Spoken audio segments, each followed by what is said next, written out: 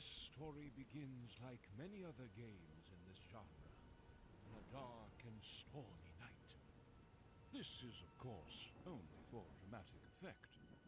Adding to this drama, we see the main antagonist busy with evil deeds. This is used as comic relief, but also to establish character. All villains need a loyal and annoying servant that ultimately will betray his master in the end. This story is no exception, and has chosen Sullivan for the task. My lord, the experiment has escaped, he pants. Two things.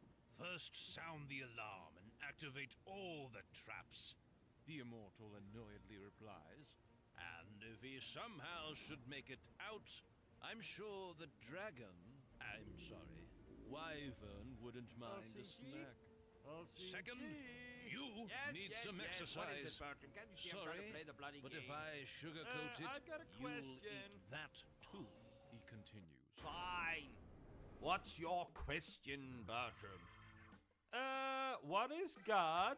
But Ah, what about the protagonist? That's a particularly our deep hero? question for the middle of a live one stream with the of a fancy video walk game. and the mighty Okay. weapon. What is God? Well, some people Yeah, say this he's the is big not fellow who created the This planet is and all the just people round in it and trash all mob. the grass and all Will the he use later on in animals the and all the game? sex toys and all that fun stuff. Say goodbye to Other him people forever. say he's a figment of your imagination. Just something made up in a fictional book Finally, for people we to see our feel actual good about hero. themselves and But it's too believe that there's peaceful. something after Something death and needs not to break just this an tranquility. eternity of darkness and being worm food. Oh, and what do you believe, O.C.G? Well, what I believe is the only god round here is me. Ha ha ha! Oh, so you don't believe? No, Every I do hero believe in has a God. sidekick that, I believe in for no me. apparent reason, has a superpower that will aid Oh, the and what hero if there in was a way solving that I critical could prove that puzzles. God exists? We picked Lucy for this Okay, mission. Bertram, I Tell don't really her know where you're going with backstory this, and but how she yes, ended up okay, at what if this there was a way that you convenient could prove? location Then you I suppose I would explain. have to become a Probably believer. Okay. Our hero Now where picked is her up God? and continued What? with his quest. Where is God? Well, how the hell should I know where he... I don't know where he is. Well, in the Bible, they say that God is everywhere, all at once. Everywhere? Does that mean he could be here? Yes. Sure. Why not, Bertram? Okay, I'm off to find God then. You do that, Bertram. I don't think you're going to find God hiding under my bed, Bertram. Or in my underpants straw. Today, we're going to do something a little bit different, dear viewers. I thought that today it could be rather enlightening / amusing to tell you all what it is like to be a true gaming addict. So yes, dear viewers, I, Ruben Crowley, O.C.G, Obsessive Compulsive Gamer, am indeed a gaming addict. That means that I spend the majority of my day, Congratulations. you guessed You it, found your master, very I first mean, weapon. playing Press video button games. to tear up your Retro enemies and games, manage your new equipped weapons in the releases, inventory if I can by afford pressing them. button. More on that in a moment. Games I played once, games I played 100 times before, games I promised I would never play ever again. Hello, Skyrim. How the hell are you doing? A hernia, you say? Oh, that's too bad. In fact, I would go so far as to say that apart from gaming and, of course, editing videos for this channel, I do very little else during the day. And this isn't just 1 day a week, or 2 days a week, or 3 days a week, or even 4 days a week. No, I would pretty much say this is a consistent 7 days a week kind of habit of mine. Rather like sleeping, or going to the toilet, or complaining about the amount of money in my bank account. Those are also activities I do daily. And while I do absolutely adore my gaming, which you would think I would because I pretty much spend the majority of my time doing that, it does have the odd negative effect on me. For example, as someone who is not abundant in money, trying to buy the latest games as well as the latest indie video games, the latest new releases, can be quite a burden. And when there is games I am unable to afford or cannot buy because I can't afford it, so I suppose that's still the same thing as what I was saying 2 seconds ago, I become mighty irritated. In fact, some might say I become a spoiled child, which is not realistic because the last time I checked, I'm not a child. Unless, of course, when they say behaving like a child, they don't mean I am literally a child. I'm just behaving like a child would behave. I don't know. So yes, it does affect my mood. Just the same as if I'm being forced to go somewhere I really do not want to go, like to the supermarket or to my psychiatrist or to deliver groceries to the old bastard who lives 3 houses down with the weird growth on his arsehole.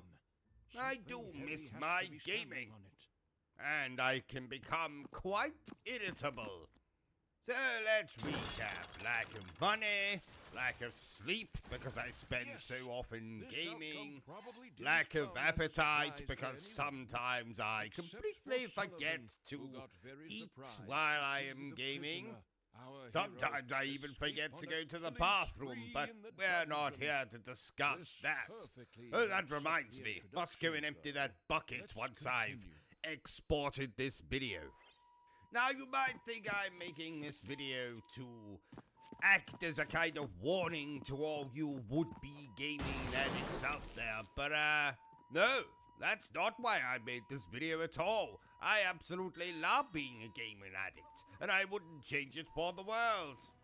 No, I just made this video as a little experiment to see if all you commoners out there would like to hear me talk about this kind of thing. That's all. I'm not complaining about being a gaming addict, though it is mighty bloody annoying when I can't afford to get every single new game that comes out that I want. I love gaming, and long may it continue. Unless, of course, a masked maniac breaks into my house and murders me while I've got my back turned to him, but, the odds of that happening are very slim. Aren't they? What was that noise? Hello? Hello? I must warn you, sir, I know karate and taekwondo, and I'm a pretty decent ballet dancer as well. Oh, sorry, did I say ballet dancer? I meant belly dancer. Belly dancer. Ah, Halloween. A very spooky time.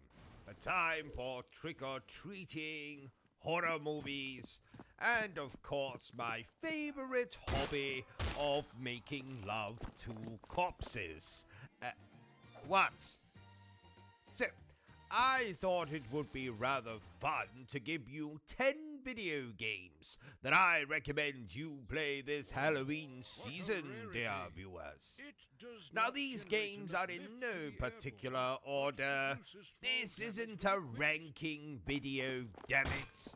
It's simply a little video to reward you, my loyal viewers, on my favorite day of the year, Halloween.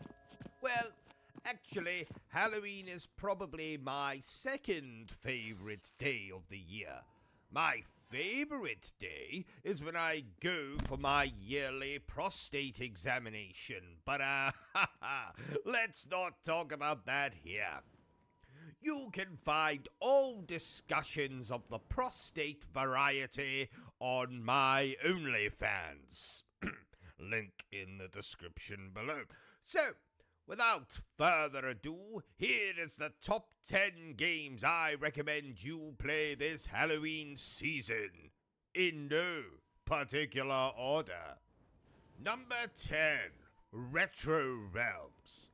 A fairly new release here, and while it is more frustrating than trying to sell a baby shark on eBay, damn you animal rights activists, it does feature a video game version of the movie Halloween, which takes place on Halloween, which obviously makes it ideal to play on, you guessed it, Halloween. There's even a bloody Ash vs. Evil Dead game thrown in for good measure. Speaking of which, number 9, Evil Dead the Game. A fun online multiplayer game in which you can play as a hero, or a demon, or a cross-dressing nun. Maybe not that last one. A pretty difficult single-player story campaign thingy in which you play through events from all the bloody Evil Dead movies. You get to shoot enemies, drive cars, draw naughty pictures in the Necronomicon. Maybe not that last one, but this is a great online multiplayer game thingy, as is our next game on this list. Number 8, Friday the 13th, the game. Similar to the Evil Dead game, but starring everyone's favorite hockey mask wearing mummy's boy, Jason Voorhees. This game perfectly captures the movie franchise, without the gratuitous nudity, sadly. And while this game will soon be taken offline, damn you, I'm sure you'll still be able to play this game offline. Ha won't you? Won't you? Number 7, Peppa Pig. It wouldn't be Halloween without a bit of Peppa Bloody Pig. I jest. For number 7, I have in fact chosen Totally Normal Journey. What? This game is fucking terrifying. Just take a look at this. See? Terrifying. And strangely arousing. Number 6, Resident Evil Village. It wouldn't be a list of horror games without a Resident Evil game, but why this particular one? Well, because it has the most in common with Halloween in my opinion. There's werewolves, there's vampires, there's a weird sea monster thing, there's a baby uglier than Quasimodo. What? If you like your horror of the Hammer variety, see what I did there? Hammer horror. Haha. Then you'll love Resident Evil Village. That baby is still ugly. Ugh. Number 5. What the hell was number 5 again? Bertram, what was number 5 again? You're useless, Bertram. Was it Outlast? No, I hate that bloody game. Amnesia? No, don't remember anything about that particular game. Oh, yes! The 5th horror video game I recommend this Halloween season is... Drum roll, please, Bertram. Bertram, where is my fucking drum roll? We don't own any drums. Ah, shit. Well, Number 5 is The Last of Us. Do I even need to elaborate? The Last of Us is not only one of the best horror games ever made, it is also in the top 5 best video games ever made. Crack open a cold Next. one and whip some more ass Number during a 4. limited amount of time. The Evil Within. And disassemble The some brainchild of that talented bastard Shinji Mikami.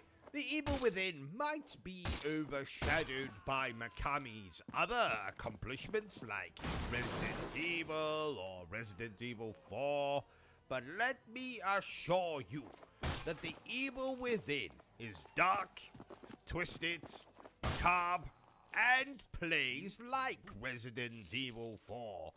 Not only that, but in my humble opinion, it is better than the original Resident Evil 4. Ha, there, I said it. Bertram, put that gun down. And when you're done playing The Evil Within, go and play the sequel, the appropriately titled The Evil Within 2.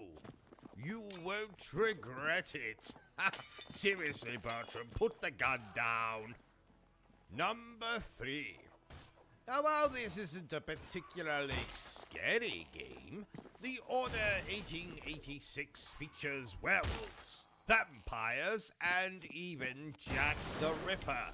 So that makes it a horror game in my eyes. Not only that, but it is one of the most criminally underrated video games of all time. The Order 1886 is still, 10 years later, a bloody gorgeous video game. And it is beautifully written, acted, and is an absolute blast to play. Is it the longest game in the world?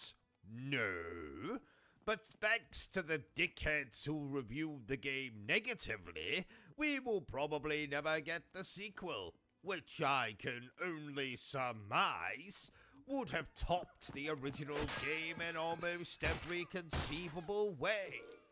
Buy it, dear viewer. Play it, and let me know what you think in the comments below. Number 2. The Dead Space Remake. Outer space, plus monsters, plus a badass protagonist armed with a whole manner of fun weaponry that can slice, cut, eviscerate, decapitate, and turn enemies to mulch, and you have a damn good time. Not only that, but it is scarier than letting Stevie Wonder drive you to the ornithologists. And don't stop with the remake, dear viewers. Play the originals as well. Yes, even the third one. There's absolutely nothing wrong with the third one. Bertram, put that gun down. And last, but most certainly not least, we have every single horror game from Supermassive Games. Whether it's Until Dawn, its remake, Man of Medan, Little Hope, House of Ashes, The Devil in Me, or the recently released casting of Frank Stone, Supermassive has proven that they are masters when it comes to narrative-driven horror games. Now, while some of their games are better than others, I have absolutely no qualms in recommending every single horror game they have ever made. Play them all. Make a weekend of it. Get in some snacks, drinks, and engage in my favorite pastime of making love to corpses. What? Oh, and, happy Halloween, I guess. Yes, dear viewers, I am indeed still alive. My apologies. In fact, at this very moment, I am in the midst of playing the first Berserker Kazan, an absolutely fantastic video game. So if you have not played it yet, you don't have to wait for my review, during which I am absolutely certain you will probably touch yourself appropriately while listening to my rich British accent. No, the game's absolutely splendid. Take my word for it. So if you've not played it yet, then play it now. And it got me thinking, dear viewers.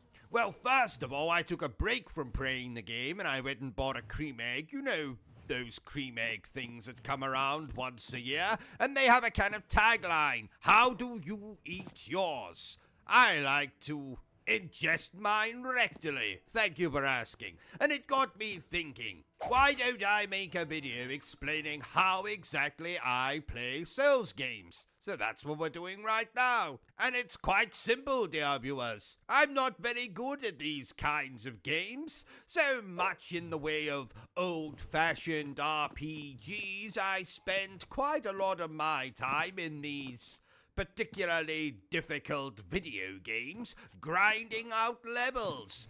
But I do that in a way that I find kind of, sort of enjoyable, so I don't just go into a level and grind out levels for hours and hours on end. No, I'll play through the game normally, get to a boss that will probably kick my backside.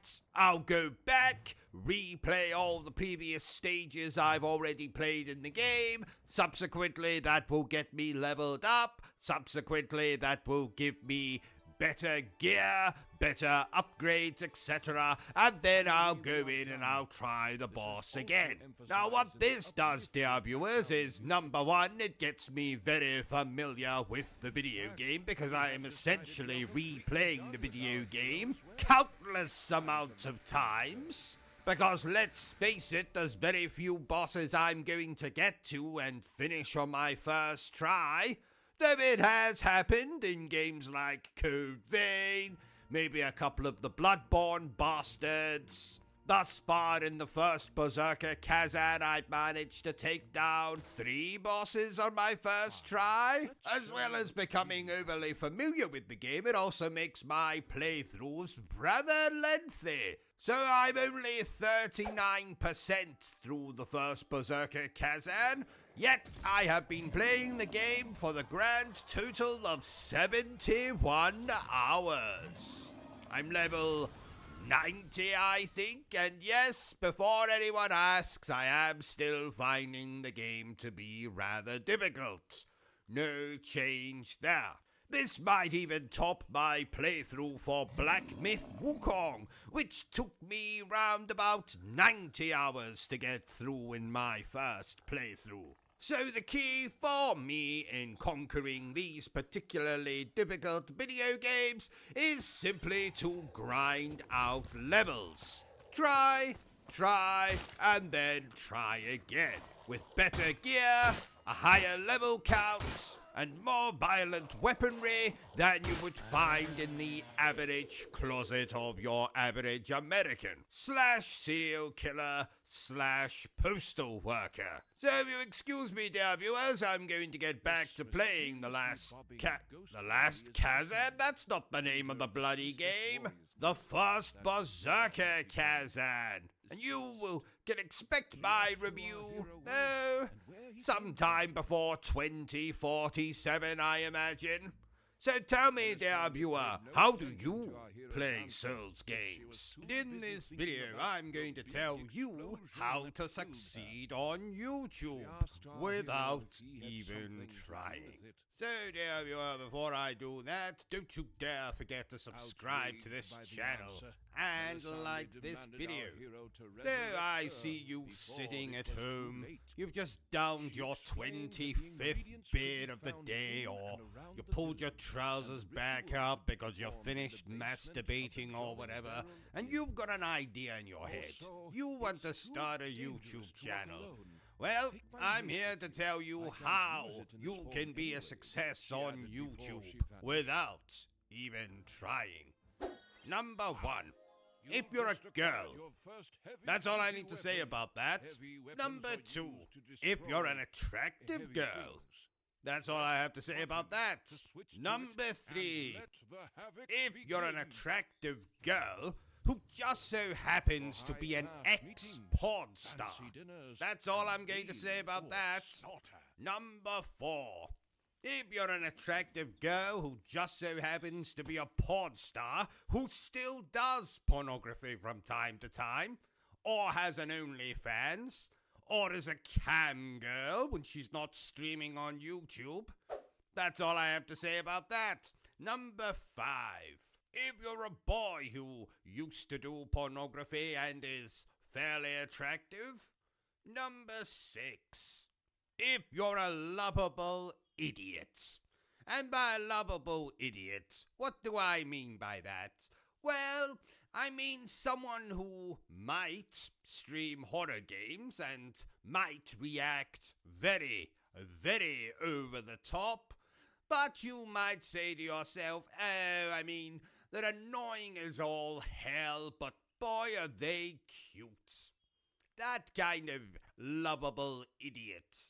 Now, I promised myself I wasn't going to name any particular channels in this video, and I'm not going to. You can make up your own mind to who I'm talking about in each of these reasons on how you can be a success on YouTube. What number were we at? I've completely forgotten now. Oh, who cares? Let's abandon the numbers and just give the bloody reasons. You can also expect to succeed on YouTube if you stream garbage like Fortnite, Call of Duty Online, and if you happen to be particularly good at either of those garbage games. You can also expect to be a success if you, oh I don't know, get caught masturbating in a live stream, constantly beg for money in your live streams, constantly tell people how much of a victim you are, constantly bitch about how unengaged people are in your streams when you've gone to all the trouble of purchasing a particular game to play for their behalf. And yes, all those reasons I just said there did relate to one particular person. You can also expect to be a success if you agree what every other bloody YouTuber says.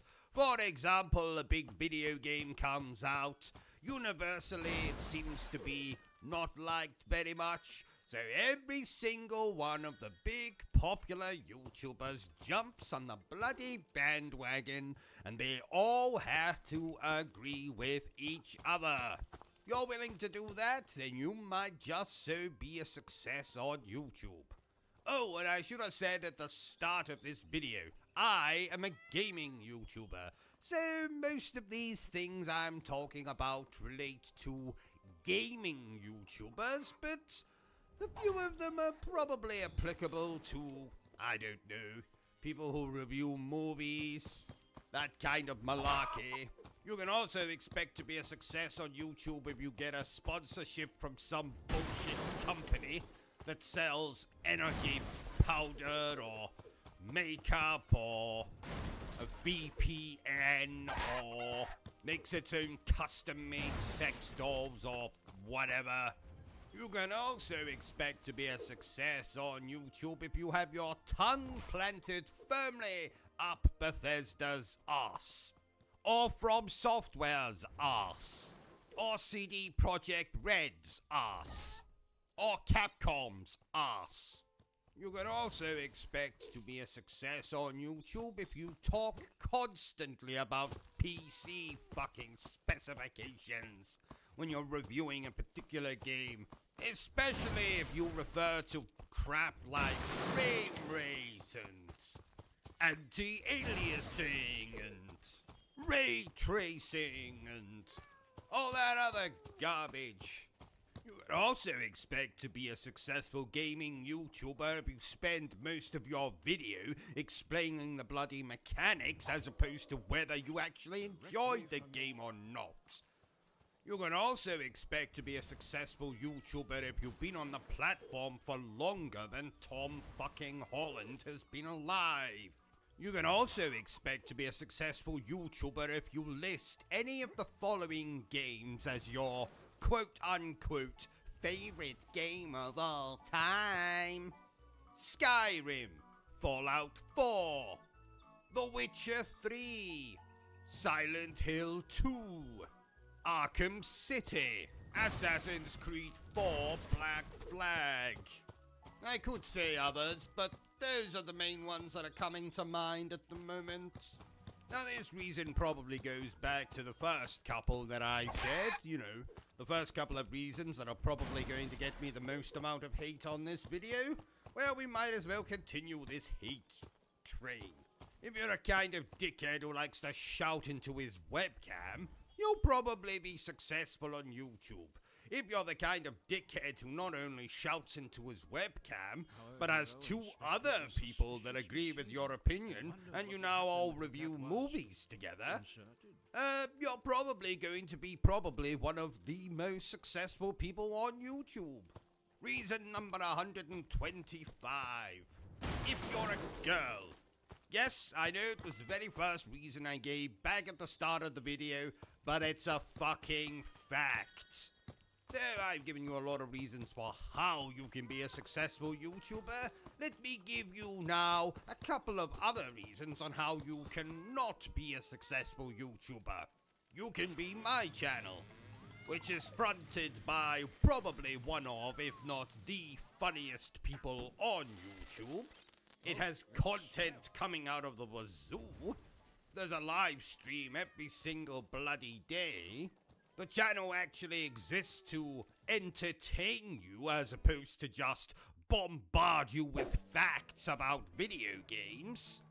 You'll get an actual opinion on this channel that's not affected by whether the publisher invited you to their studios and made you play the game for 3 days, while they keep you sweet by throwing sushi and call girls at you every 5 minutes. If you have an actual niche that most other YouTube channels do not have, if you have something unique to offer, that way you will not succeed on YouTube.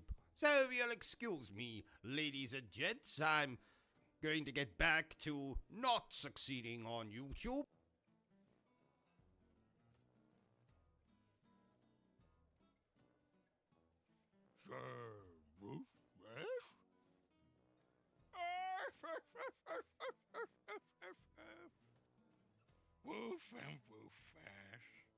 And if any of you dickheads out there have a problem with this video, I'm going to give you the response that I gave my mother when she came in to confront me about why I blocked the toilet with Action Man figures.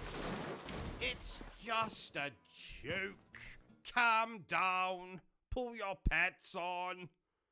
No one wants to see your muff ruffling in the wind. Life lessons I have learned from playing Souls-like video games. The correct spell, as any protagonist would do.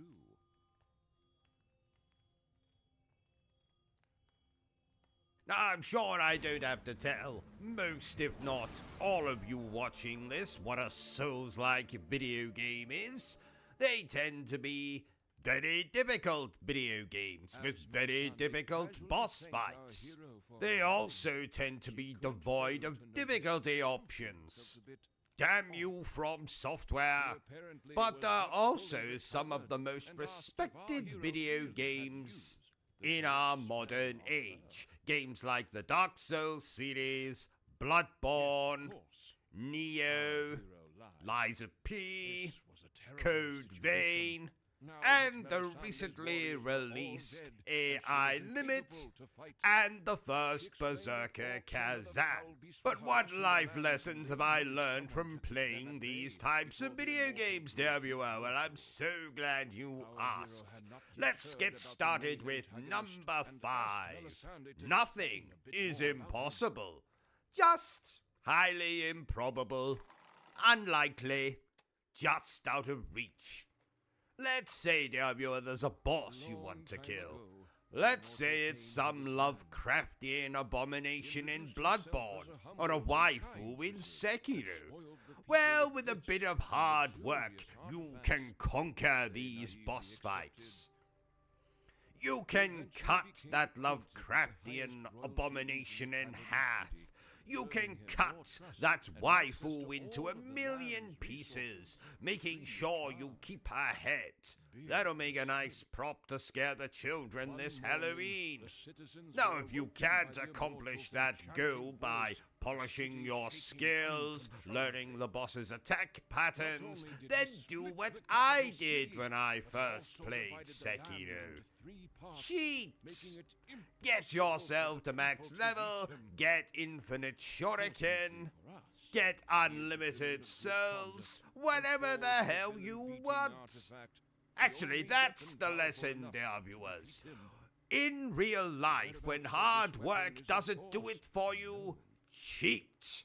Forget what I said at the start of this section. Ha! Hard work. No one wants to do something that's hard. Well, apart from maybe that waifu I mentioned earlier. She likes it really hard. Actually, never mind. Number 4. Angry is sometimes a good thing. Have you ever got angry playing a Souls-like game, dear viewer? You have? Amazing! Me too! Let's have lunch sometime. You're paying. Anyway, that rage you get when you've attempted a boss fight 1,236 times is exactly what you need to take out into the real world. There's lots of exciting opportunities for angry people. For example, you could get a job as the Incredible Hulk or as someone's private security. Actually, I need a bodyguard. You can work for me. Ha ha, but you're paying. Souls-likes have taught us that sometimes anger can be, albeit rather rarely, a good asset. So next time you're playing Elden Ring and decide to hurl your computer out of a window, just think. You could take that anger and come and work for O.C.G as his own personal bodyguard. You'll have the nicest lunches, the best uniform. You can pick out your own uniform. If you want to dress up as a bloody gimp, you can. If you want to dress up as a ninja, well, you can. You'll be paying for the uniform, of course. Number 3. Don't be afraid to call upon a friend/frenemy. Most Souls-likes will let you summon a chum to assist you on those oh-so-difficult boss fights. And you shouldn't be ashamed to do just that. Why? That's something you can put to great use in your everyday life. Let's say you're at work, and the secretary with the squinty eye and the funny walk is coming on to you in the elevator. She's not your type, or he's not your type. Gentlemen can be secretaries, I think. Anyway, the gruesome secretary is coming on to you. You're not interested, but you're in an elevator, a confined space. They are pressing themselves against you very suggestively. This is most definitely a boss fight now. You need help. When lo, an idea. Yes, you can call up your chum, who just so happens to be downstairs at this very moment. You're sure this hideous secretary is just their type, so you can summon them to the elevator to take over the fight, so to speak. And don't worry, the secretary probably won't notice. They have a squinty eye, after all. Number 2. Loved ones are most definitely not fireproof. In games like Dark Souls, bonfires are places of respite, where you can rest, upgrade your character, all of that bollocks. But pay heed, dear viewer. In real life, bonfires can be dangerous places, and certainly not somewhere you want to upgrade or hide from enemies, as I myself learned back in 2018 when I decided to stop at such a bonfire with my wife at the time. We were in the middle of a particularly realistic Dark Souls LARPing session and thought we'd warm ourselves by the fire. Now my wife, the frankly stupid human being that she was, proceeded to build some handy Molotov cocktails that we could use to fend off the enemies in this oh-so-realistic Dark Souls LARPing session event thing. But as you know, dear viewers, or at least you should know, that bonfires and gasoline do not mix. So long story short, my wife most definitely did not leave that bonfire upgraded or even alive. Hell, she wasn't even recognizable by the time the firemen got there and put her out. All that was left of that unfortunate stupid bitch was a pile of ashes. So, remember what I've said, dear viewers. Rest at a bonfire in Dark Souls. Yes. In real life, maybe stay away from the bloody things. And finally, number 1. Not that these were in any particular order, of course.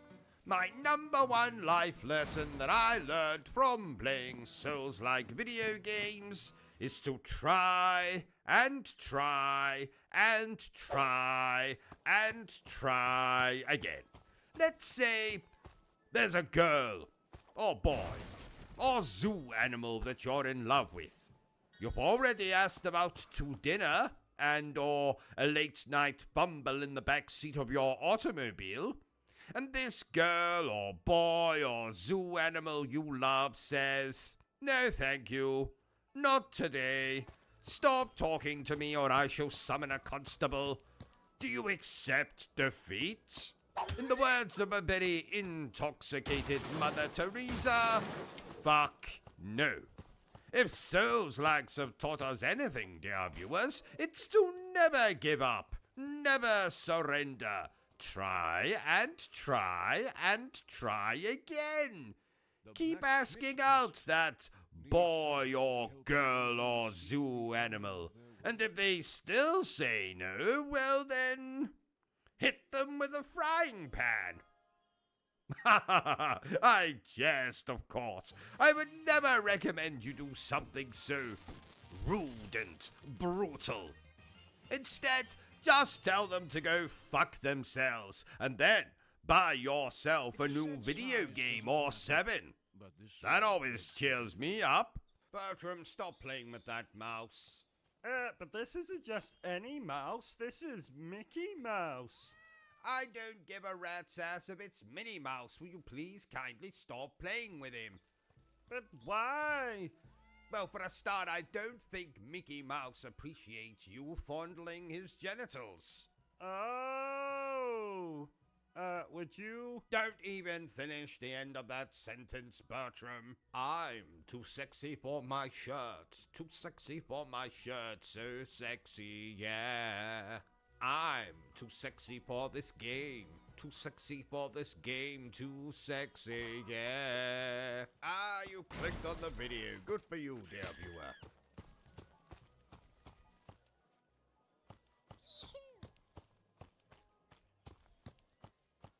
This is why I cannot stand 99.9% of the games made by BioWare.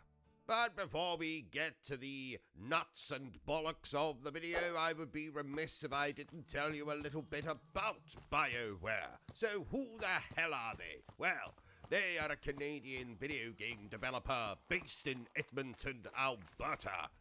Don't worry, I haven't heard of that place either.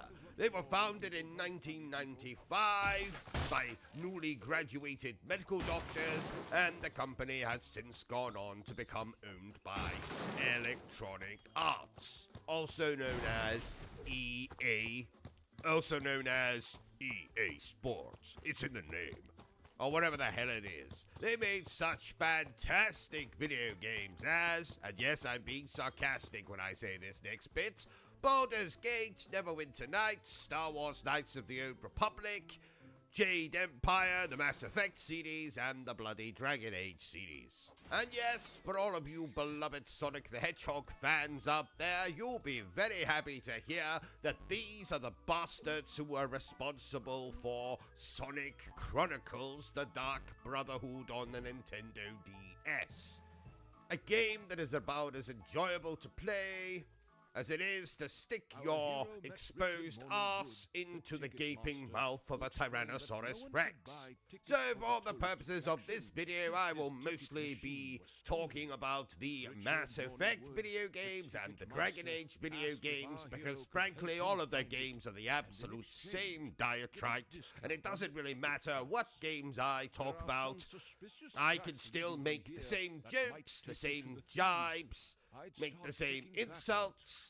So if you were expecting this to be a positive video game about BioWare, then clearly you didn't read the title. So let's start by explaining that the Mass Effect series, while incredibly popular and having 4 video games, is some of the most boring, uneventful, infuriating experiences I have had with video games in my time on this planet. Commander Shepard is essentially an outer space version of a call girl or a gigolo, depending on what sex you choose to play as. For in these games, and I think the reason that a lot of younger people like to play them is the fact that you can have sex with certain characters that you romance in these games. And sadly, that kind of thing doesn't appeal to me, so I don't enjoy that aspect of the games, and in fact I play my Commander Shepard as the asexual douchebag that he or she fully is. But you might be thinking, but O.C.G, oh buddy, oh pal, you love RPGs and you love third-person shooters. Yes, I do, dear viewers, but the third-person shooting in these games is nothing like Spec Ops The Line or Max Payne or many other third-person shooters that I could mention that I enjoy immensely. And the RPG aspect, well, I have always been a fan of JRPGs. You know, Final Fantasy, Dragon Quest, that kind of thing. Mass Effect cannot even compare to the worst of the Final Fantasy series. And don't you bastards dare say Final Fantasy 15 or Final Fantasy 16 in that sentence. I'm talking about things like the retro looking like ass Final Fantasies of yesteryear, like Final Fantasy 1, Final Fantasy 2, Final Fantasy 3, Final Fantasy 4, Final Fantasy 5, Final Fantasy 6. Yes, I'm trying to offend as many people as I can in this video. I don't like Final Fantasy 6, so do with that information what you must. But we are not here to talk about Final Fantasy 6, we are here to talk about Mass Effect. So the third-person shooting, dull, doesn't belong in a game like this. RPG aspects, dull.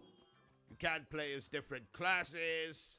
You don't gain particularly exciting powers. You cannot summon monsters.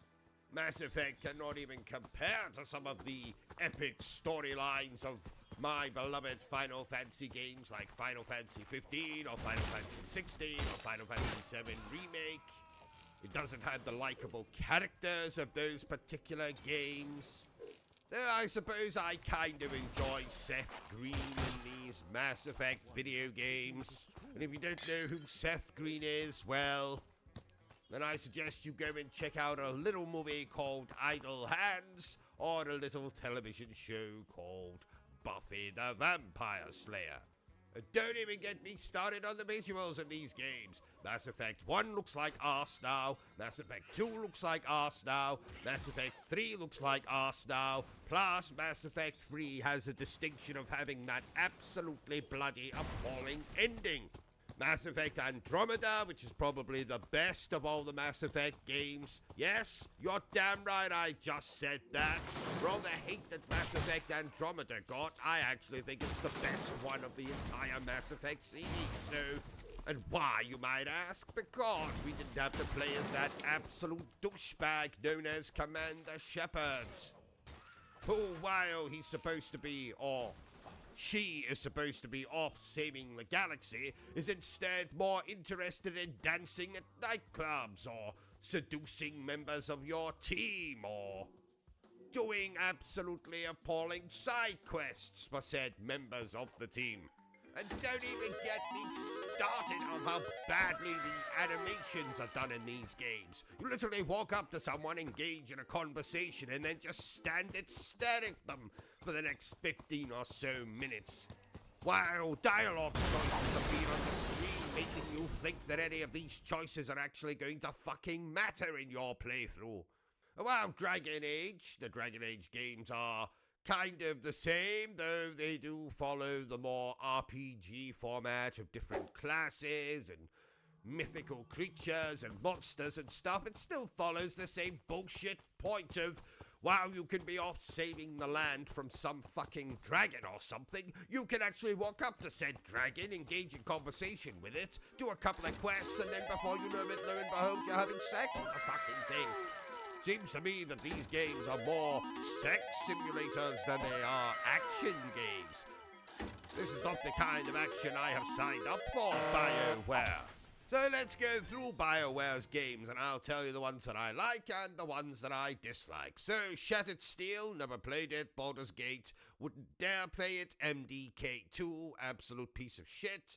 Baldur's Gate 2, Shadows of Am, haven't played it. Neverwinter Nights, piece of shit. Star Wars Knights of the Old Republic, piece of shit. Yes, you're damn right I just said that. Plays exactly like the fucking Mass Effect games, except without the sex. But what's the point? Because the whole point of the Mass Effect games, as far as I'm concerned, is to go off and have sex with as many creatures as you can, and accrue as many STIs as you can, from as many creatures in the galaxy as you can. So Star Wars Knights of the Old Republic not having that is bullshit. Yes, it's got some crap plot twist at the end of it, but the game looks like complete and utter arse now, and I'm not having anyone tell me otherwise. Jade Empire, piece of shit. Mass Effect, piece of shit. Sonic Chronicles The Dark Brotherhood, piece of shit. Mass Effect Galaxy, piece of shit. Dragon Age Origins, piece of shit. Mass Effect 2, piece of shit. Dragon Age 2, piece of shit. Dragon Age Legends, piece of shit. Star Wars The Old Republic, piece of shit. Mass Effect 3, piece of shit with a terrible ending. Warhammer Online, Wrath of Heroes, haven't played it, don't want to play it, wouldn't dare play it.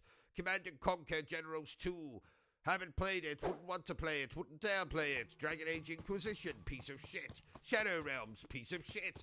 Mass Effect Andromeda, best of the Mass Effect games.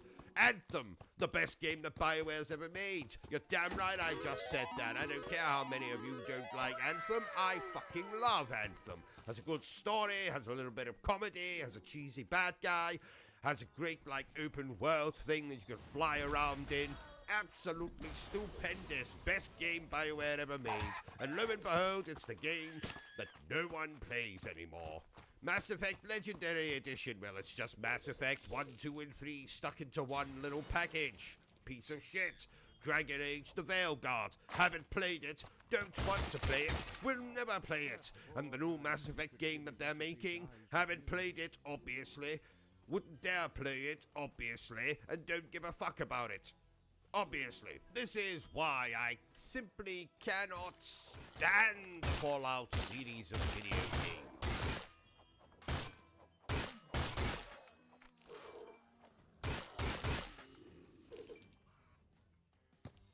So I will be remiss, dear viewers, if before I tear the Fallout games a new butthole, if I didn't tell you a little bit about these games. So let's do that in the only way I know how. Badly. Fallout first appeared all the way back in 1997, a year I remember fondly as the year the movie Titanic came out. Did you know, dear viewers, that I saw the movie Titanic 27 times in the cinema and managed to inconspicuously masturbate, cry my eyes out, during 17 of those particular cinema screenings? In fact, that's the very reason I have a criminal record today.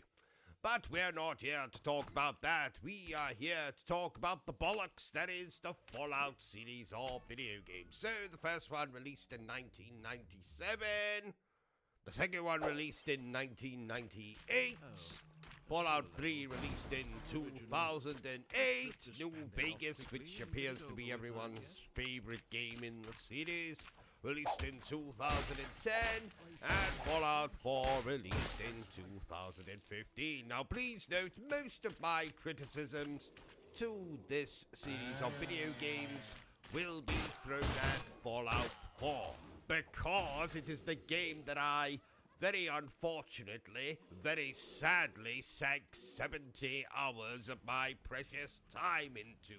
Time that would have been better served interfering with myself anally using a copy of the Sun newspaper. And for those of you abroad who don't know what the Sun newspaper is, it is, well, a newspaper that used to have naked women on page 3. Sadly, it doesn't have that anymore because there was an epidemic of old gentlemen masturbating in their local newsagents. At least that's the story I tell everyone. No, the reason we probably don't get naked pictures on page 3 anymore is because it's misogynistic or degrading to women or makes your wife jealous or some such nonsense. Again, we're not here to talk about that. We are here to talk about Fallout. And let's get started. Why do I not like this series of video games? First of all, it started off as one of those top-down isometric video games, which I simply cannot stand, so we don't need to say any more about that. It continued with that kind of formula into Fallout 2, which again I could not bloody stand. All the way into Fallout 3, which released for my beloved PlayStation 3, and this game is very much like Fallout 4. Looks like complete and utter arse, plays like complete and utter arse, has a story about as exciting as trying to read the fucking Braille version of Pride and Prejudice. And you might be thinking, oh, O.C.G. though, Fallout 4 came out in 2015. That game must have surely looked stupendous on the PlayStation 4. To which I say, go back and look at the early gameplay of this bloody game, and you tell me if it looks good or not. Spoilers, it doesn't. Looks like arse. It has more bugs than fucking Cleopatra Snatchwood these days. You know, because she's dead, so, and probably mummified. I have no bloody idea. So these games all deal with the same old bullshit, the some nuclear holocaust or some such nonsense. You wake up and then have to team up with certain factions, including men wearing armor and a detective who somehow fucking lost his nose and other some such ruffian groups. I don't pay attention. So these games have you traipsing over some quote-unquote open world, talking to characters, which plays out very much the way that the Mass Effect cutscenes do, where your character just stands fucking still, looking like a mannequin, talking to some other geezer who was also standing still, looking like a mannequin, and you can make little dialogue choices which may or may not make a difference to the game. In my case, it makes absolutely no difference whatsoever, because it doesn't make the story any more exciting, it doesn't make the visuals any more better, and it doesn't make my time with the game feel like anything but a complete and utter waste of my bloody time. Yes, you can customize a character, yes, you can play as a man or a woman, but You can do that in a million other video games. That's not something that Fallout invented. I'll tell you what else Fallout didn't invent. The toaster. Because that was invented by some Mr. Toaster back in the 18th century. I have no bloody idea. What I'm trying to say is the Fallout games do absolutely nothing different. Nothing revolutionary. Nothing groundbreaking. They just simply are. Fallout 3 came out, people loved it. Fallout New Vegas came out, people seem to love that even more, but I'm not playing it. Fallout 4 came out at a time when we had such amazing looking video games like the Batman Arkham series and Metal Gear Rising Revengeance and Max Payne 3 and Bayonetta. And then along comes this archaic looking piece of shit, Fallout 4, which looks in worse condition than my grandmother's snatch after she attended that orgy all the way back in 1899. And don't even get me started on that other piece of shit that Bethesda made, the Elder Scrolls V Skyrim or whatever the hell it's called. We will get to that piece of shit in another video.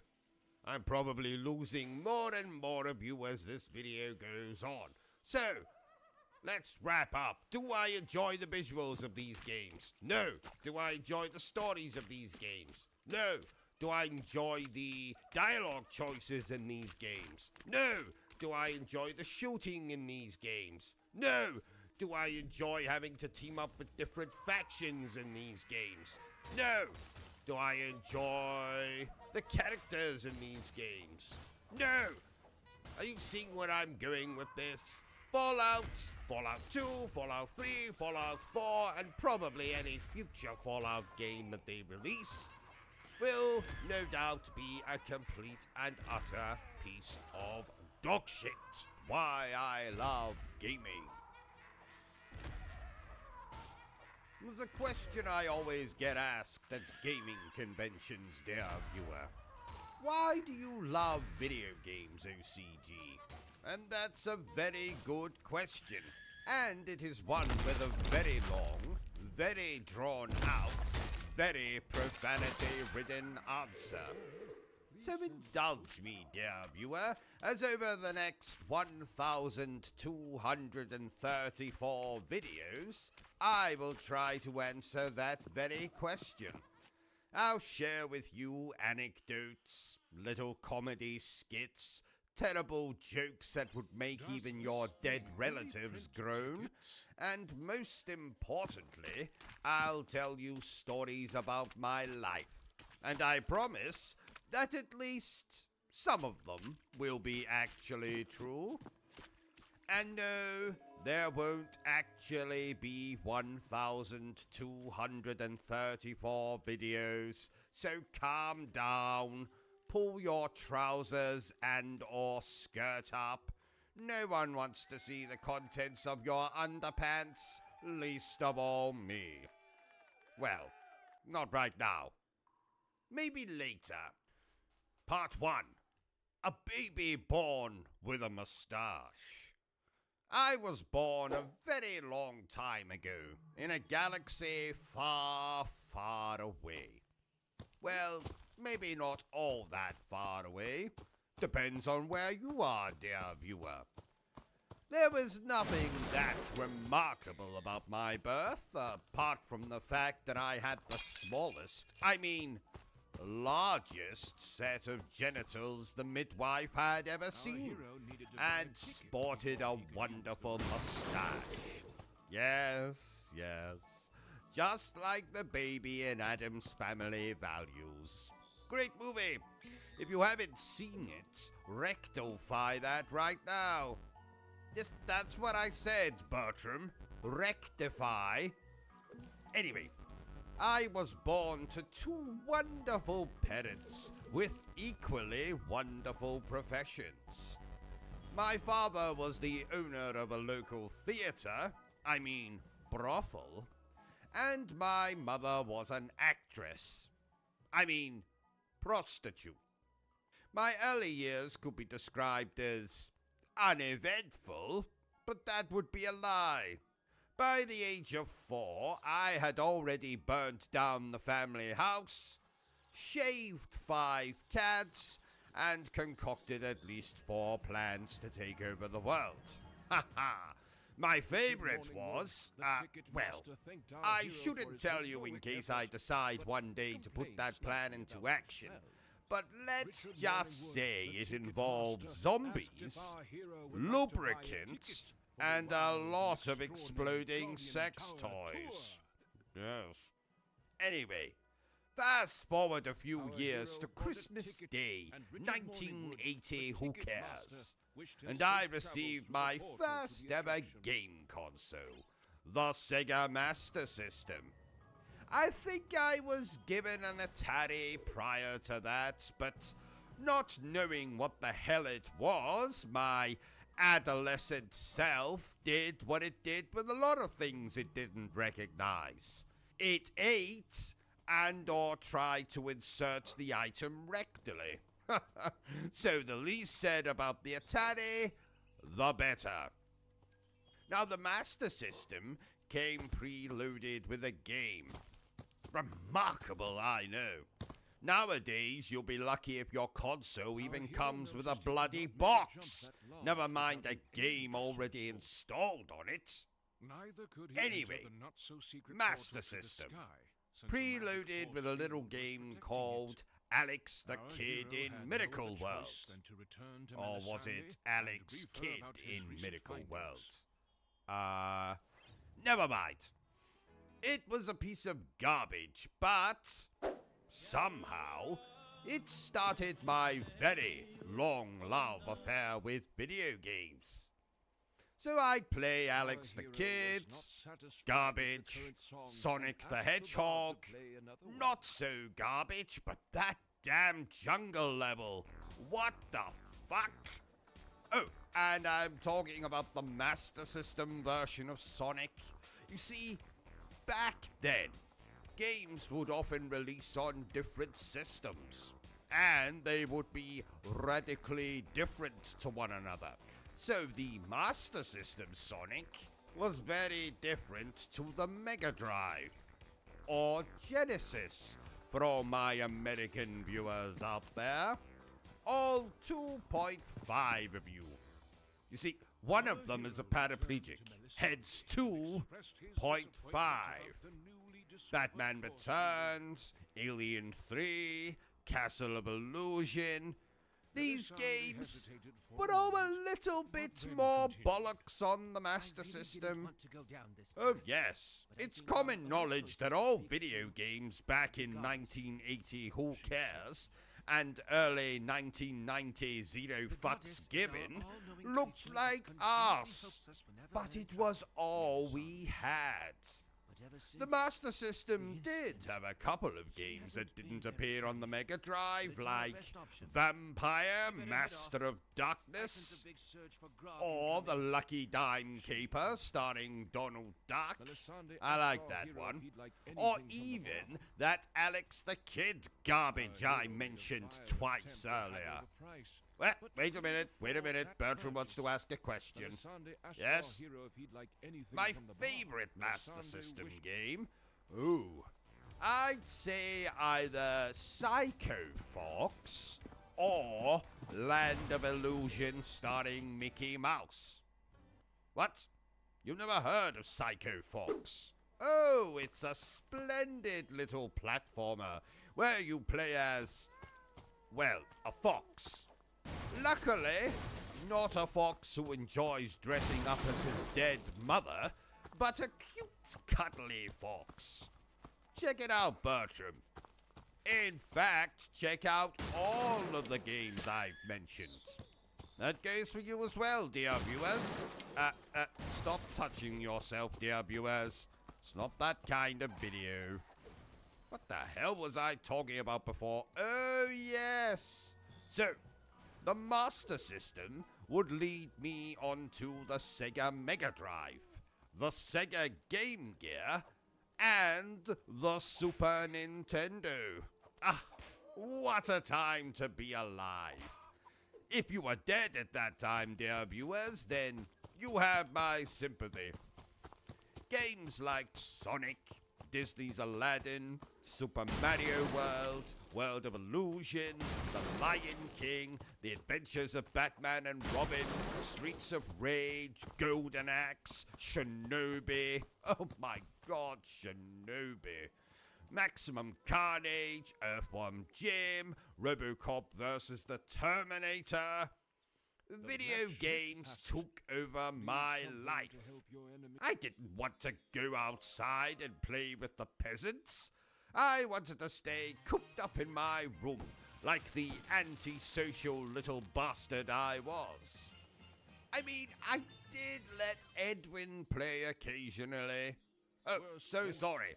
Should have said, Edwin is my older brother.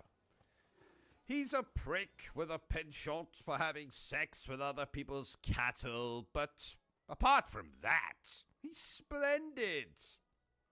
I did have other hobbies like drawing or painting or writing, but video games, video games were what got me up early in the morning or make me go to bed at all hours of the night. In fact, sometimes I'd stay up for 36 hours doing nothing but playing video games. Though, that's happened more when I got into my teenage years. Curse my prepubescent body and its need to rest.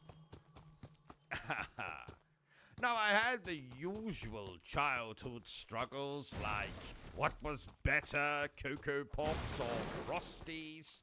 Or sometimes I'd lock myself in my room and wonder, where the hell did Father get that chainsaw? And why was he trying to flush Mother's head down the toilet? But you see, dear viewers, video games distracted me from thinking about all of that.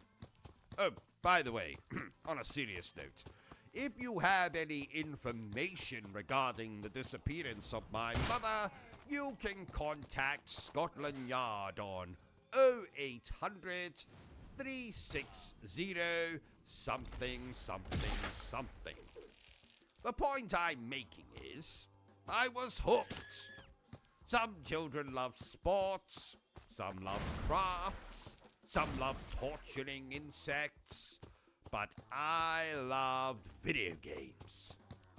Video games couldn't hurt me, or betray me, or make me do the dishes, or make me cry myself to sleep at night.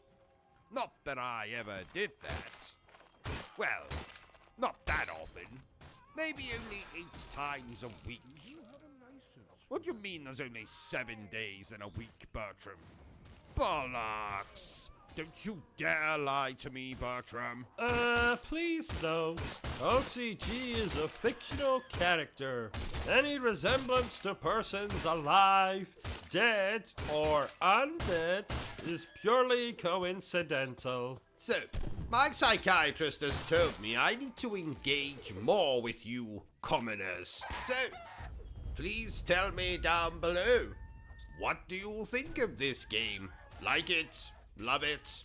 Want to crawl into bed and make passionate love to it? Ah, hello there, you beautiful bastards. As you might know by now, I'm pretty infamous. I run my own little YouTube channel focused on gaming. So there's reviews, commentary, all manner of degradation, delivered in my rich British accent, and it's bloody hilarious. I'd like to ask you to go through my channel with a fine mustache comb. And if you like what you see and hear, then please consider subscribing. I deserve it, and my ego will thank you. No, seriously, dear viewers, my views and subscription rate is pathetic. The homeless chap down the street from here is doing better than I am, and he eats insects. Did you really need to put this in the middle of a live stream? Yes. Yes, I did, Bertram. Now, if you'll excuse me, Bertram, I'm going to put something inside myself whilst we continue to play this game. So, do you realize, Bertram, that we have been streaming now for over a year? Oh, wow. Yes, how things have changed this last year. Well, you died and were resurrected a la Jesus Christ, or as I like to call him, the Zaz. I married and divorced a woman who literally had sex with everything. Men, women, buildings. True story. She is the first woman in human history to actually bring the Eiffel Tower to orgasm. Oh my! Yes, and I have become steadily more and more intolerant, and incontinent, and impotent. So, in a nutshell, a lot has happened this last year. Now, speaking of my ex-wife, did I tell you, Bertram, that my ex-wife actually worked on the original Night of the Living Dead softcore pornography parody? Night of the Living Bed. About a bed that would come to life and eat people foolish enough to make love on it. Interesting, no? What are you doing, Bertram? I'm looking for the movie online. Well, you can do that later. It's bollocks anyway. Do you know what else is bollocks, Bertram? Something has just come to mind and I simply must rant. I mean, tell you about it. There is something very misleading about RPG titles. Dragon Quest, for instance, has absolutely nothing to do with a dragon. And Final Fantasy, well, how can it be the final one if you keep bloody making them? Let's see, the last story? Well, it most certainly was not the last story. Lost Odyssey? Well, it's not bloody lost. I have played it many times. I'd say it's more found Odyssey than lost Odyssey. I could go on. And I shall. Now The Witcher, well, there's more than one Witcher, so it should be called The Witchers. Alpha Protocol. You know, I actually liked that game. I want a remaster of that game. No, I demand it.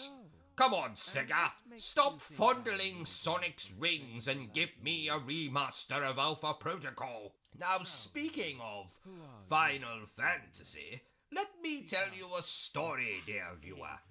Back in 1997, when I was younger than I am now, and my penis was just starting to grow, I asked my father to buy for me Final Fantasy VII, which had just been released. I excitedly awaited his return, chasing my sibling around our home with a knife while wearing a Jason Voorhees mask to pass the time. Oh, I remember their funeral. Was a tacky affair. 'Twas that. So, my father returns with the PlayStation game under his arm. I grab it from him, as was customary in those days, and scream in horror as I behold not Final Fantasy VII, the game I had dreamed of owning, but Skull Monkeys. That's right, fucking Skull Monkeys. Is that a real game? Oh, it's much worse than that, Bertram. It's a nightmare. So what did you do? Well, I did what any spoiled child would do. I beat him over the head with the game until blood came out of his ears. And then I took said game and traded it in at my local gaming boutique for a copy of Final Fantasy VII. I never knew what an orgasm was until I took that game home and gently inserted it into my PlayStation. 'Twas then that I realized I had also asked my father to purchase a PlayStation, and he fucking forgot. Oh! So, what did you insert the disc into? You know, Bertram, the cats never forgave me. But it's not all doom and gloom. Once my father recovered, he went and purchased that PlayStation, and I played Final Fantasy VII. The rest, as they say, is history. Oh, what a lovely story. Isn't it, though? Bertram, do you have the notes for the review we have to record after this? Nope, never mind. I can see them. Interesting game we are reviewing. It was one of those games where you're able to rename the main character. So naturally, I gave them the greatest name in the world. Reuben Crowley. But that's your name. Well done, Bertram. On a scale of 1 to 10 on the stupid scale, you are now officially a 12. I named his best male friend Bertram Butler. But that's my name. Correction. Make that a 17 on the stupid scale. Give that man a medal. Actually, don't bother. He can't even spell the word medal. You're mean. And you're retarded. Is this a horror game? Is this a This isn't a horror game per se. Who the hell is Percy? Is he your boyfriend? Per se, Bertram. It's a figure of speech. Oh, that's a relief. At the very least, is this game less scary than the stories you read me at bedtime? Look, there is absolutely nothing wrong with a bit of 50 Shades of Grey before bed. Yes, that's fine. But do we really have to reenact all the sex scenes? Yes, Bertram, we do. Let's, maybe keep that between us in the future, eh? Okay. Good man. Here, have a chocolate. What's the hardest game you've ever played? Ghosts and Goblins. The original one. In fact, let me tell you a story since you brought it up. When I was just a little nipper, with barely a hair upon my upper lip, my father bought me a copy of the original Ghosts and Goblins for the Mega Drive.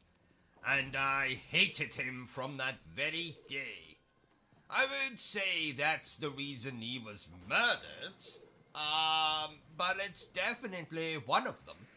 The main reason is that he later bought me a copy of Bubsy 3D for the PlayStation. Oh, what a sad story. Indeed. I went to trade in Bubsy 3D at my local gaming establishment, and the chap behind the desk laughed at me. He laughed, Bertram. Because the game was so appalling? No, because I'd forgotten to put the disc back in the box. Oh! Not you too, Bertram. Why does everyone keep laughing at me? Maybe because you're an idiot? What was that? Nothing. Isn't this game splendid, Bertram? Bertram. Hello? Bertram. Oh, did you say something? I did. Your name. 3 times. Oh, I'm sorry. I was just looking at this review for an adult movie of Downton Abbey. It's called Go Down on Abbey. Oh, I see. Does it sound good? Like Mr. Kipling's cakes, it sounds exceedingly good. Oh, check Amazon for a copy on Blu-ray then. Already done. Along with a copy of your ex-wife's film, Night of the Living Dead. Ah, well done, Bertram. You know, I think I may have an addiction to pornography. Oh. Yes, it is a problem. I'm seeing my gynecologist about it on Thursday. You don't need to see a gynecologist for that. No, but he gives a hell of a rectal examination. Yes. You know, I've been thinking, Bertram. We need to review more Call of Duty games on the channel. Don't say the name. What name? Call of Duty? Never say that name. It's said if you look into a mirror and say it 3 times, a swarm of adolescents will emerge and spew abuse at you. Oh, thank you for warning me, Bertram. I'm also thinking we should get a dog. You have a dog. Me. Not quite, Bertram. You see, a dog is actually useful. Well, what can a dog do that I can't do? Lick its own genitals? But that's not fair. Because you don't have any genitals. Oh, you think you're so funny. I don't think, Bertram. I know I'm funny. Bloody hilarious, actually. Did you know, Bertram, that I once trained a dog to lift a grand piano with just its nose? That's a lie. How dare you, Bertram? I would never dream of telling you a... Yes, it is a lie. I almost had you convinced, though, didn't I? Not at all. What was that? I'm a ball? Well, thank you, Bertram. I'm glad you enjoy my company, because I am the one and only. Ain't nobody else quite like me. I am the one and only. Forget the rest of the words. Did we really require the singing? There's always time for some singing, Bertram. You know, I remember fondly when that song came out, as I was still being breastfed. But you were 17. Yes? What's your point, Bertram? You should have stopped at the singing. Now you've turned this stream into something sordid. Have you watched any of our reviews, Bertram? I turn all of them into something sordid. Even the Disney ones. Oh, yeah. That one viewer threatened to castrate you. Oh, yes. Joke's on them. You see, I'm already circumcised. Oh, I didn't know you were Jewish. I'm not. You see, I got my Colonel Mustard stuck in the fridge door. I shouldn't be too harsh on that viewer, though. I believe they were a lesbian. Oh, all you care about are lesbians. That's not true. I also care about escorts, prostitutes, glamour models, celebrities who don't wear bras, and then lesbians. Oh, bugger me senseless. Bugger me senseless? Isn't that a film? I don't believe so. Oh, really? You see, I thought I heard you quoting from it last night. I have absolutely no idea what you're talking about. When you were in the shower, I thought I heard you say, "Bugger me senseless." Yes. Well, you see, I dropped my soap. Yes. And you know what I'm like. So I've been trying to limit the amount of swearing I do. So instead of saying shit, I said, "Bugger me senseless." Yes. Oh, really? I thought I saw a gentleman exit the bathroom before you. I think he was dressed in a clown outfit and... Fine, I confess. I have a fetish for clowns. Are you satisfied? Were you satisfied? Oh, ha ha. Let's just focus on the bloody stream. Right, so... Yes. I have a question. Go ahead. Did the clown let you honk his nose? His actual nose, not his... Shut up, Bertram. As a matter of fact, he did. So, anyway, back to the stream. It's on the stream. Listening to what Bertram's saying. He's going to ask lots of stupid things, I'm sure. Yes, playing the game. I have a question. Go ahead. When the clown, did confetti come out? Shut up, Bertram. As a matter of fact, it did. Right, back to the game. Let's play the game. So anything that's going on around you. I have a question.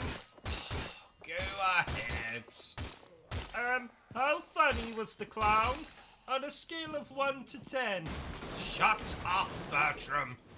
And you as well as I know that the only person I find funny is me. I have a question. Haven't you tortured me enough? Did the clown ram a custard pie onto your face? If you catch my meaning? I am not going to answer that, Bertram. Oh, please. No, you're a very sick man. Says the man with a clown fetish. Touché. That reminds me, you can turn the oven off now, Bertram. This doesn't look like a chicken.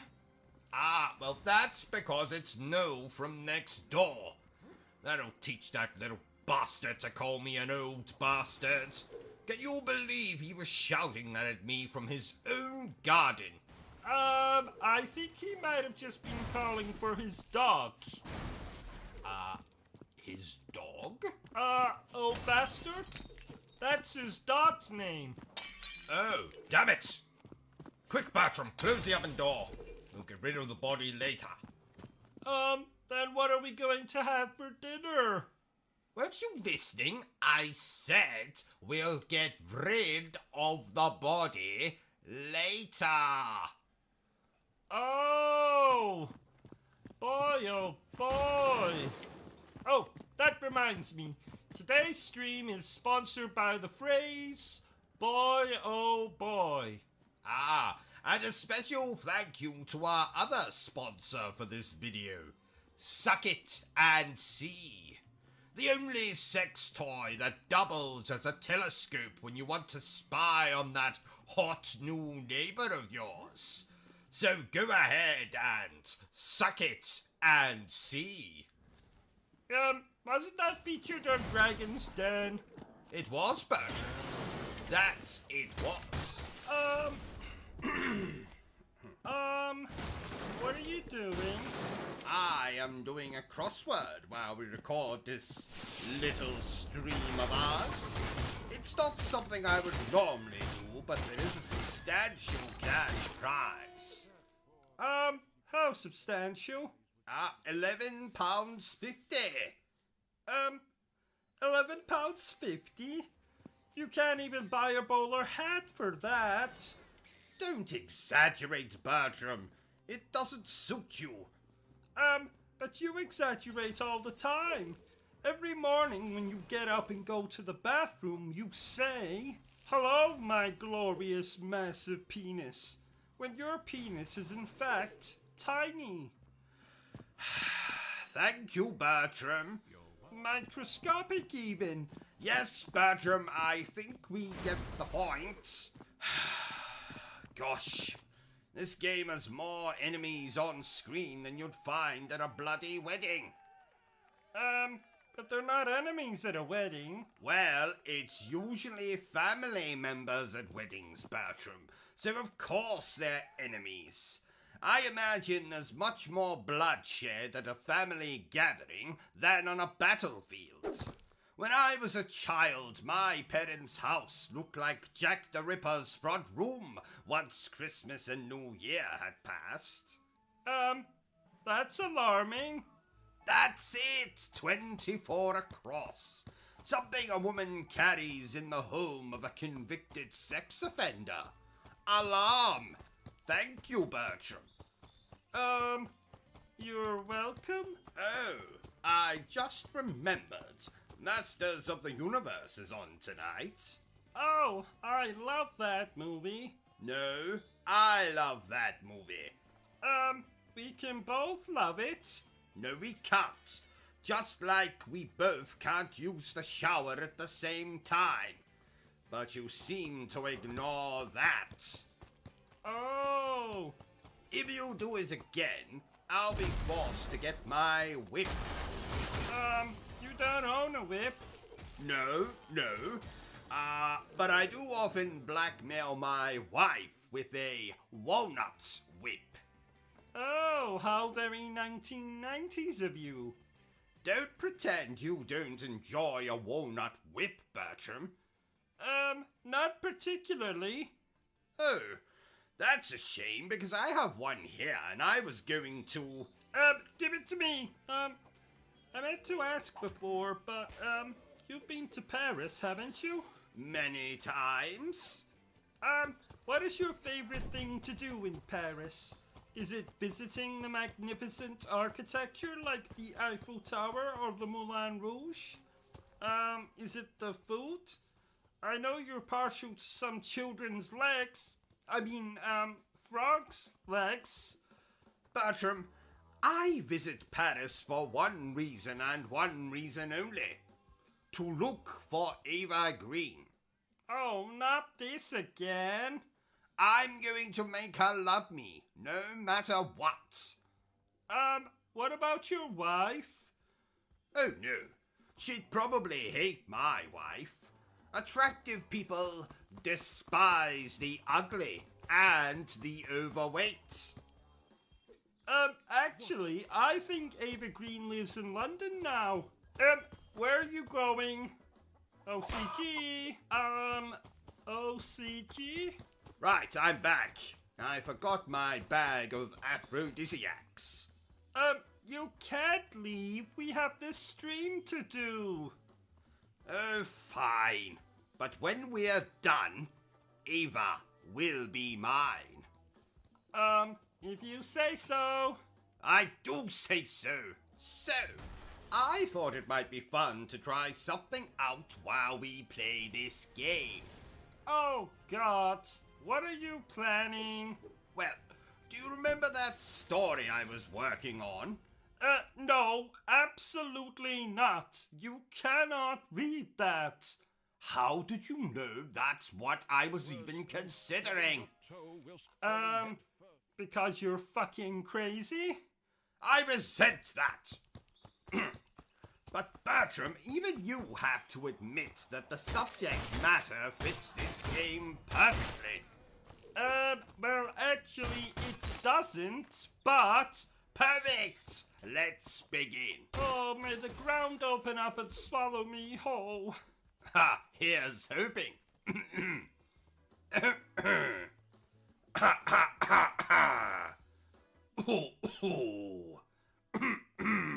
So, dear viewers, let me regale you with a little tale I have been working on for a while. So, here is the world premiere of Trevor, the transvestite T-Rex. Oh, kill me now. Shut up, Bertram. Once upon a time, 65 million years ago to be precise, the world was filled to the brim with dinosaurs.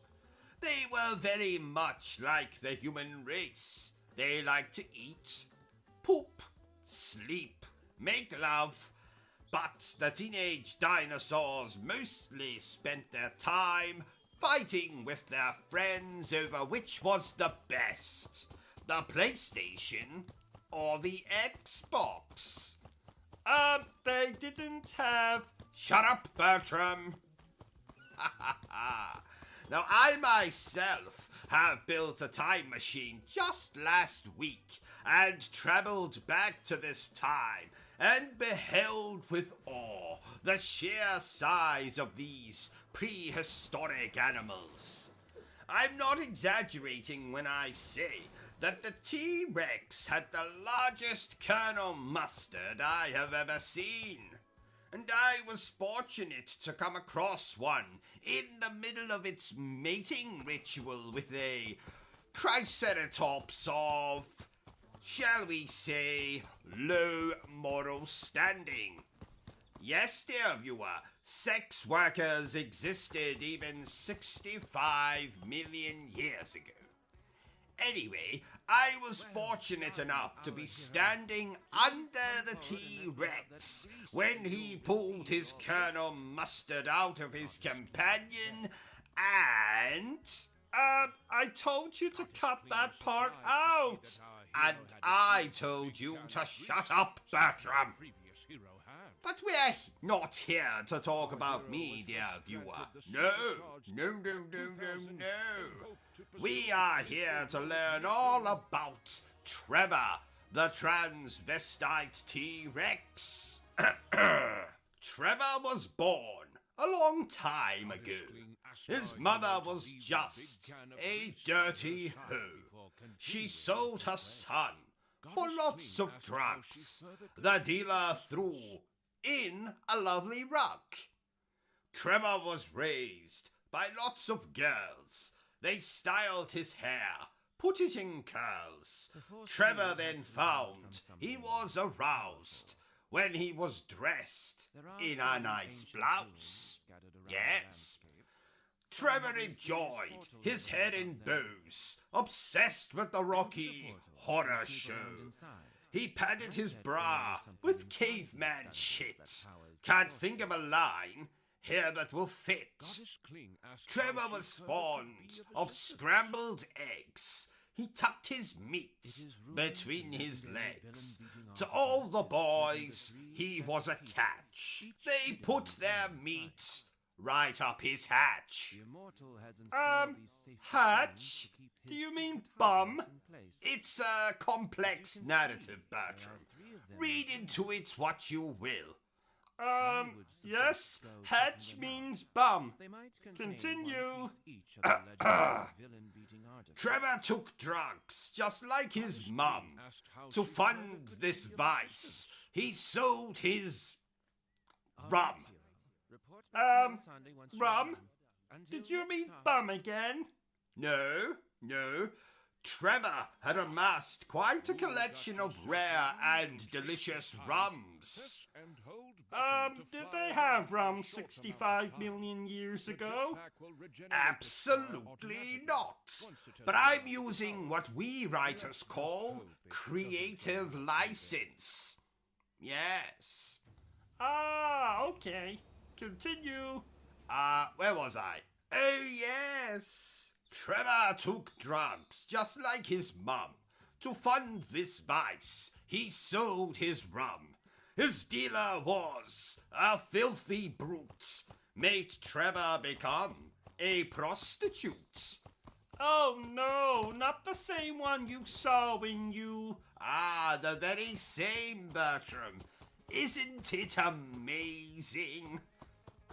So what happened next? Well, after contracting a whole manner of exotic diseases while selling his trade, Trevor eventually went mad and bit his own tail off, and then used it to suffocate himself to death. And thus, Trevor, the transvestite T-Rex, was no more. Oh, what a sad ending. Oh, don't feel too bad for him, Bertram. His spirit now lives in transsexual Transylvania. Oh, that's nice. You really are a sentimental sausage, aren't you? Well, you've got me worse than that. Yes, Bertram. Now, let's move on. Nincompoop, idiot, moron, Yes, Bertram, let's move on. imbecile, ignoramus, dummy. Yes, Bertram, I get the point. Let's move on. Well, I used to actually think my name was retard, you called me it so often. Shut up, you spastic! And I thought that was my surname. Bertram, if you shut up right now, I'll give you a cookie. No, 2 cookies. Thank you. We should review another game later today. Maybe after dinner. Oh, I just don't have time today to review another game, Bertram. And why not? Well, as you know, once a month I like to spend an entire day in the nude and do nothing but stand at the front door waiting to leap out on any unsuspecting visitors. Ah, Nudie Tuesday! Yes, and today just so happens to be that day. Oh, yes! I was wondering why your Colonel Mustard was on display in all of his glory. That's Sir Colonel Mustard to you, Bertram. Oh, Pass me a towel, won't you? do we own towels? Good point. Yes. Run out and purchase a towel, and then come back here and pass it to me. There's a good fellow. I must say, Bertram, this game is bloody crazy. Speaking of bloody crazy, didn't you nearly kill Sonic the Hedgehog once? Actually, it was quite the opposite, Bertram.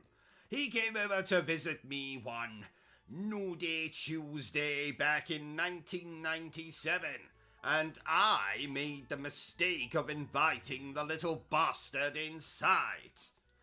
Long story short, I accidentally sat on him when he stole my favorite chair.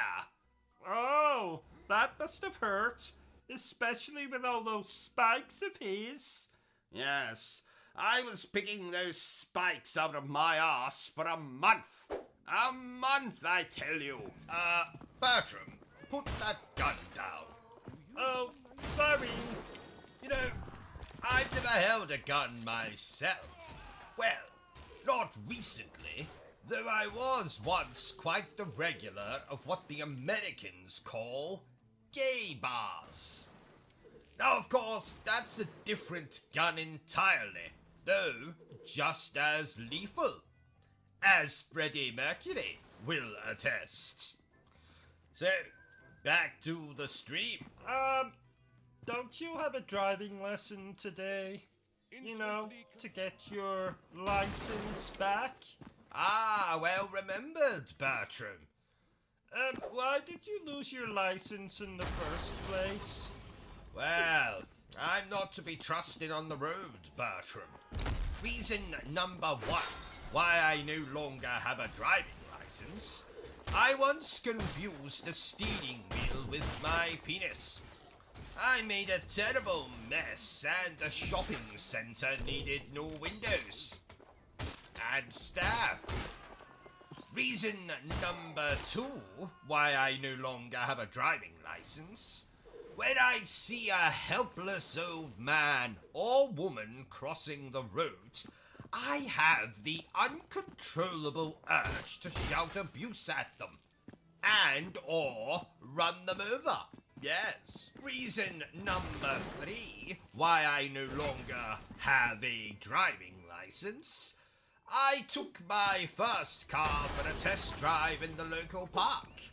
I didn't realize there was anyone there. It was bloody 5 in the morning.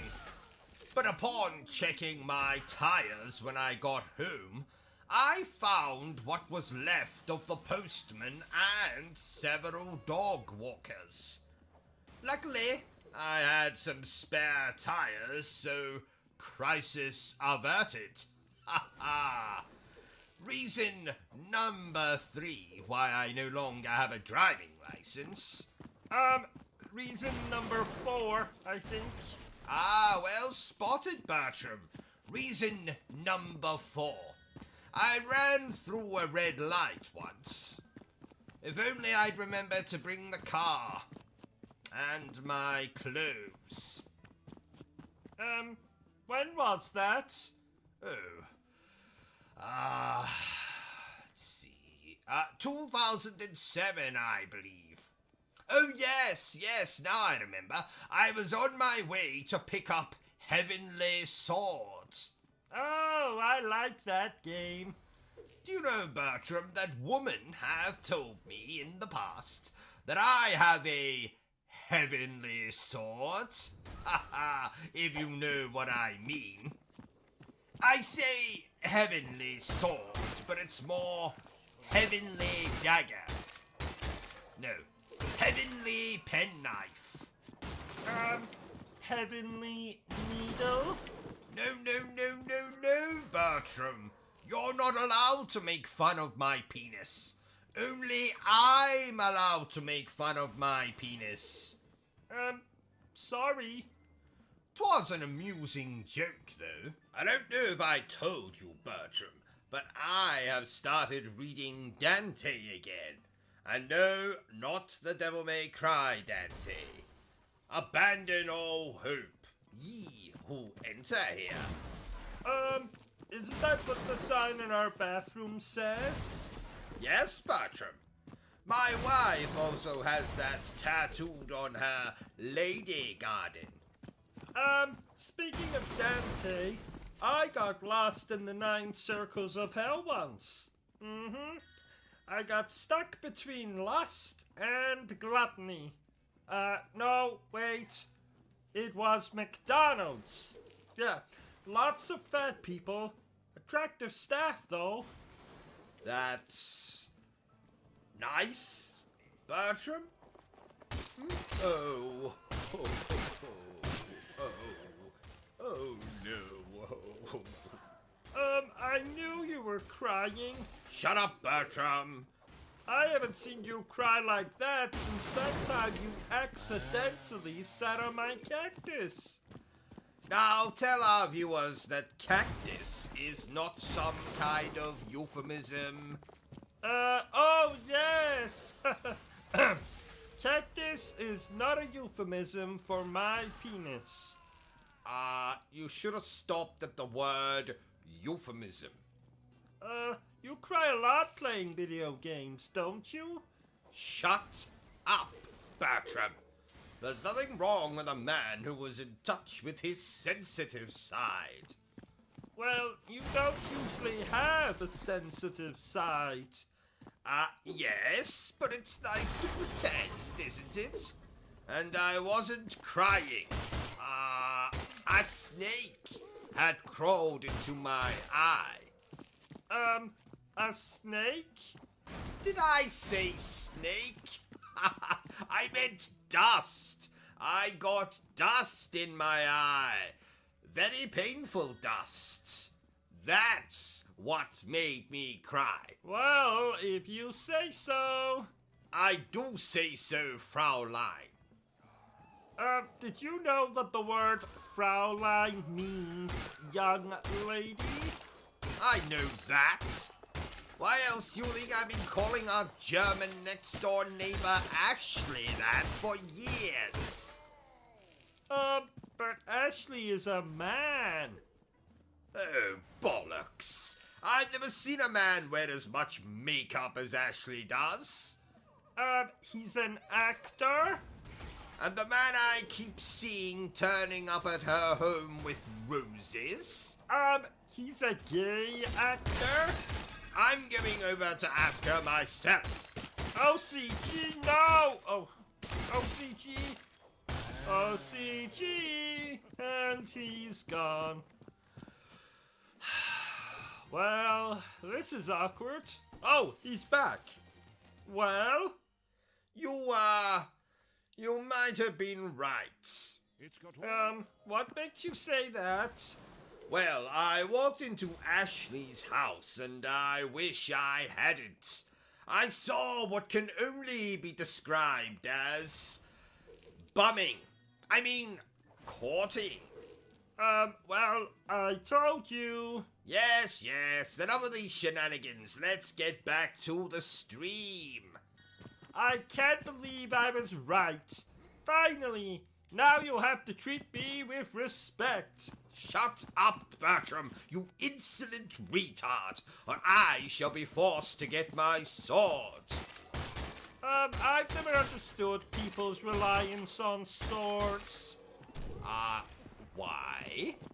Well, personally, if I was going into battle, I'd come with an entire pencil case full of pens. Pens? And what the hell are you going to do with them? Write the enemy a bloody check? No, I destroy them. And what makes you think you could do that?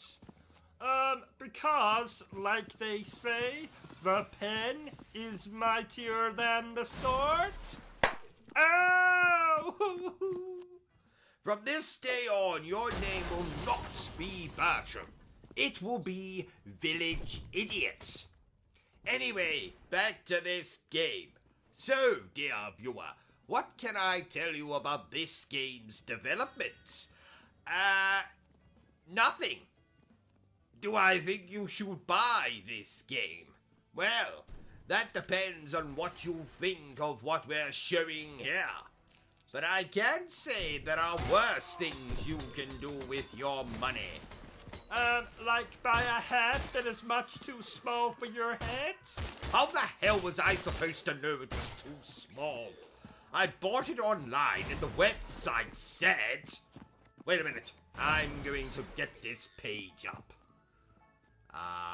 It's loading. No, I don't want to buy tab packs. Oh, here we are.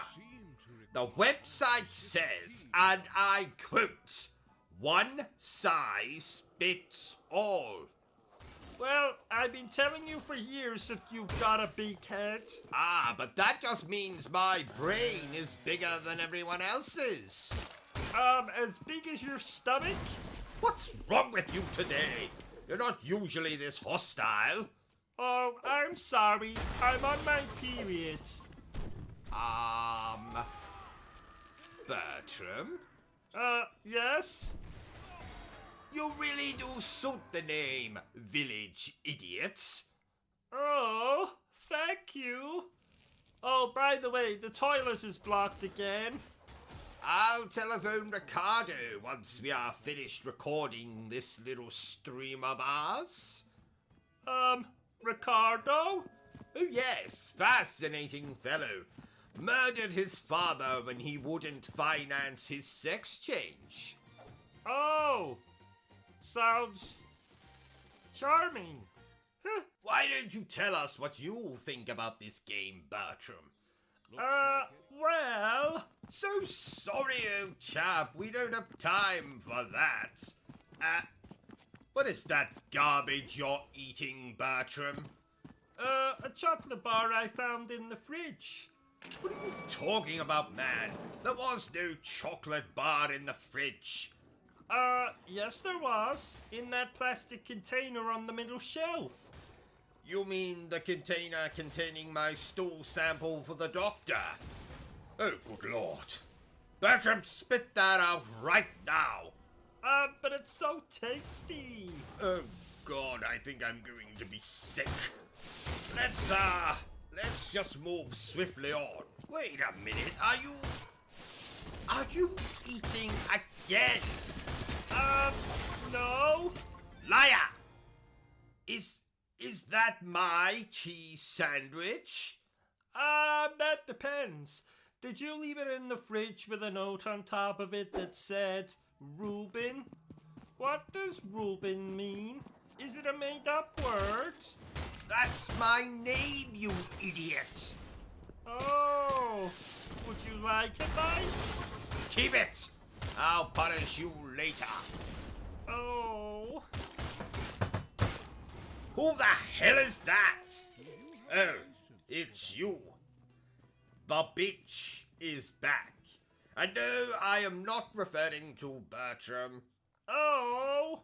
I am referring to my mother-in-law, who just at this very moment has returned home with this week's shopping. No doubt one item she's bought is an extra-large tub of Vaseline, or as you Americans call it, KY jelly. It's not that the woman is particularly kinky, so I can only guess she has purchased it to remove the stick she seems to have up her ass. Anyway, oh, did you see what I did there, Bertram? Bertram? Huh? In the game, did you see what I did? I was busy. Busy? Busy? Too busy to watch your master? I am the greatest YouTuber who has ever lived. I hold the Guinness World Record for having the smallest, I mean the biggest penis in the entire world. What could you possibly be busy doing? Let's hear it. I was reading the obituaries hoping that I'd see that my Uncle Herbert had died a violent death. Aw, that's so sweet. I'm so proud of you, Bertram. Here, take my hand. So, what did your Uncle Herbert do that you would want him dead? He urinated on my hand. Get your fucking hand off of me. Let's move on. Quickly, now we come to the controversial part of the stream, ladies and gentlemen. Oh, are you going to tell us about being molested by your grandfather while watching Titanic? What's wrong with you? Oh, more controversial than that? Shut up, Bertram. I have to say this. The only thing I hate more than a silent protagonist in a video game is celebrities who make sex videos of themselves. Why? Because no one was interested when I accidentally, on purpose, leaked my sex video. Well, no one wants to watch you having sex with your Aunt Cecilia. Especially because she's been dead since 1905.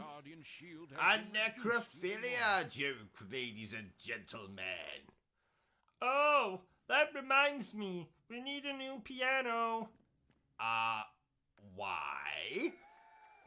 Because I might have accidentally leaned against it and made it roll down the hallway stairs, through the front door onto the street, down a side alley, then onto a busy road, where it might have got smashed to pieces by an elderly man driving a tank. I see. A tank, you say? I believe so. Okay. Damn. I really like that piano. Well, at least I still have my church organ, eh? Actually... Oh no. Say it isn't so. I'm afraid it is. Old man in a tank? Old woman flying a 747. Damn! There is no God. Oh well, shit happens. And now for some impressions by yours truly. Performed badly. Shut up, Bertram. What is this? Blood. I hope this isn't Chris's blood. Let me take care of this. I found something. It's a weapon. It's really powerful. It's Forrest. Oh my God! He looks like he was pecked to death by a crow or something. I didn't know who I was until I put on the mask. You wanna know how I got these scars? My father was a drinker and a fiend. You ever dance with the devil in the pale moonlight? Jack is dead, my friend. You can call me Joker. Beavis and Butthead, you're expelled! Inside you, they call me Revolver, Ocelot, Shadow Moses Island, where this all began. Brother, we're not simply copies of our father anymore, Snake. Please stop. Shut up, Bertram. Actually, I think I can do that Bane impression even better. I didn't know who I was till I put on the mask. That sounds just like me. What are you talking about, Bertram? Sounds absolutely nothing like you. Listen to it again. I didn't know who I was until I put on the mask. Oh, I see what you're talking about, Bertram, yes. Sounds awfully like you. Let's compare. Right, Bertram, you do your impersonation of Bane from The Dark Knight Rises. Okay. I didn't know who I was till I put on the mask. Yes, Bertram, I think my impression is far, far better. I think we should be talking about the game more. I did not ask for your opinion, Bertram. Just eat your bloody sandwich and keep quiet. I don't have a sandwich. Well, pretend. And if you interrupt me again, I'm going to kick you so hard you end up in outer space. Oh, I always wanted to go on a rocket into outer space. Then why don't you? I'll pay. Just, promise me you'll send me pictures of any attractive aliens you find. Like ones with 3 breasts, or that horny alien out of the movie Species. That movie came out in 1995. Yes, a year I remember fondly as the year I met Dracula for the first time. Oh, what was he like? He sucked. By the way, Bertram, I woke up this morning with an alarming wound on my backside. Do you, know anything about that? That's your bumhole, sir. Ah, excellent, excellent. I have been looking for more storage space as of late. Speaking of Dracula, I really like that vampire show that had Sarah Michelle Gellar. Ah, Sarah Michelle Gellar. She can put her stake in me any day of the week. Except Thursday. I see my psychiatrist that day. I think you meant you'd put your stake in her any day of the week except Thursday. Yes. Yes, thank you, Bertram. I made a little faux pas there. Ha ha. Oh, that's okay. I do that sometimes when I eat spicy food. I'll just clean it up. No, Bertram, I don't mean that Oh. Never mind. Oh, damn it. Calm down, O.C.G. Wouldn't want you suffering another cardiac arrest. Another cardiac arrest? When did I have a cardiac arrest? About 7 seconds ago. Oh, good Lord. I didn't feel anything. Well, that's because you're a heartless bastard. Oh, I see. Jolly good then. Well, I suppose that's what happens to someone raised in a cult. Oh, I didn't know you were raised in a cult. Oh, yes. Really? No, not really. Well, I was in a cult once. Oh, I see. And what happened, Bertram? Well, they all decided to kill themselves, so I escaped out the fire exit. Oh, if only you'd stayed a few minutes longer. I could have been free of you. What? Ha ha! I jest. Mostly. So, what did this cult of yours worship? Brown paper bags. Oh, I see. Damn it! I need more coffee. I'll get it. Thank you, Bertram. You are useful after all. That's the second time you said that this week. When was the first? The other night when you told me to come into your bed and touch your... Yes. Haha, thank you, Bertram. That'll be all. Oh, Bertram, I meant to tell you, but I watched Titanic last night for the first time. Oh, did you cry? Almost. At one point I thought I felt a tear rolling down my leg, but it turned out to be urine. Oh, I see. Well, I read a book last night. Was it The Hungry Caterpillar? Ha ha! Yes. How did you know? I must say, I'm very disappointed in you, Bertram. Reading is evil, and should only be reserved for reading your enemy's obituary. Throw your books away and just play video games instead. They'll teach you everything you need to know.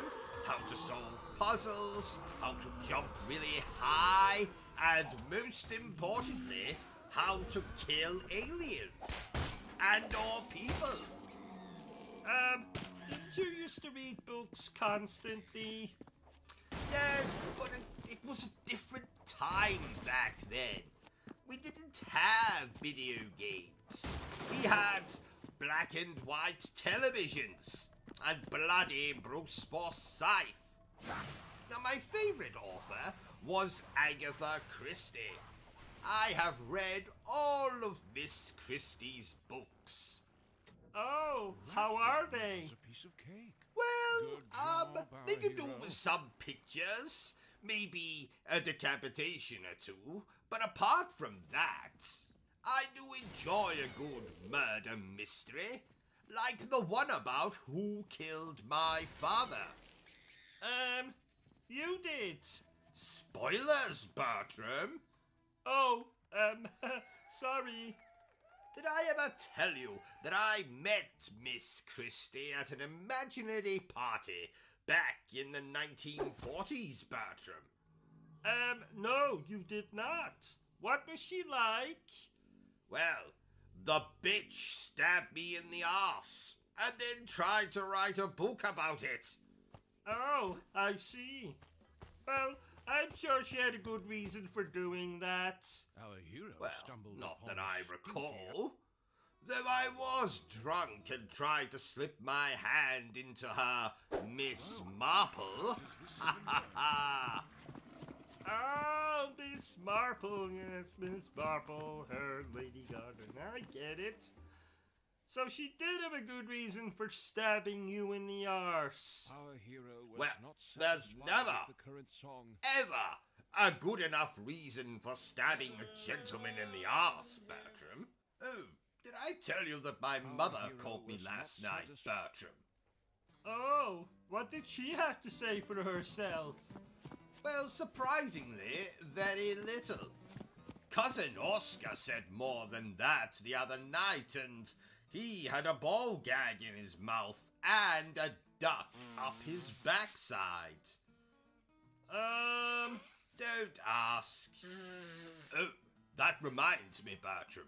If anyone calls here looking for him, you can mention the ball gag, but under no circumstances are you to mention the duck.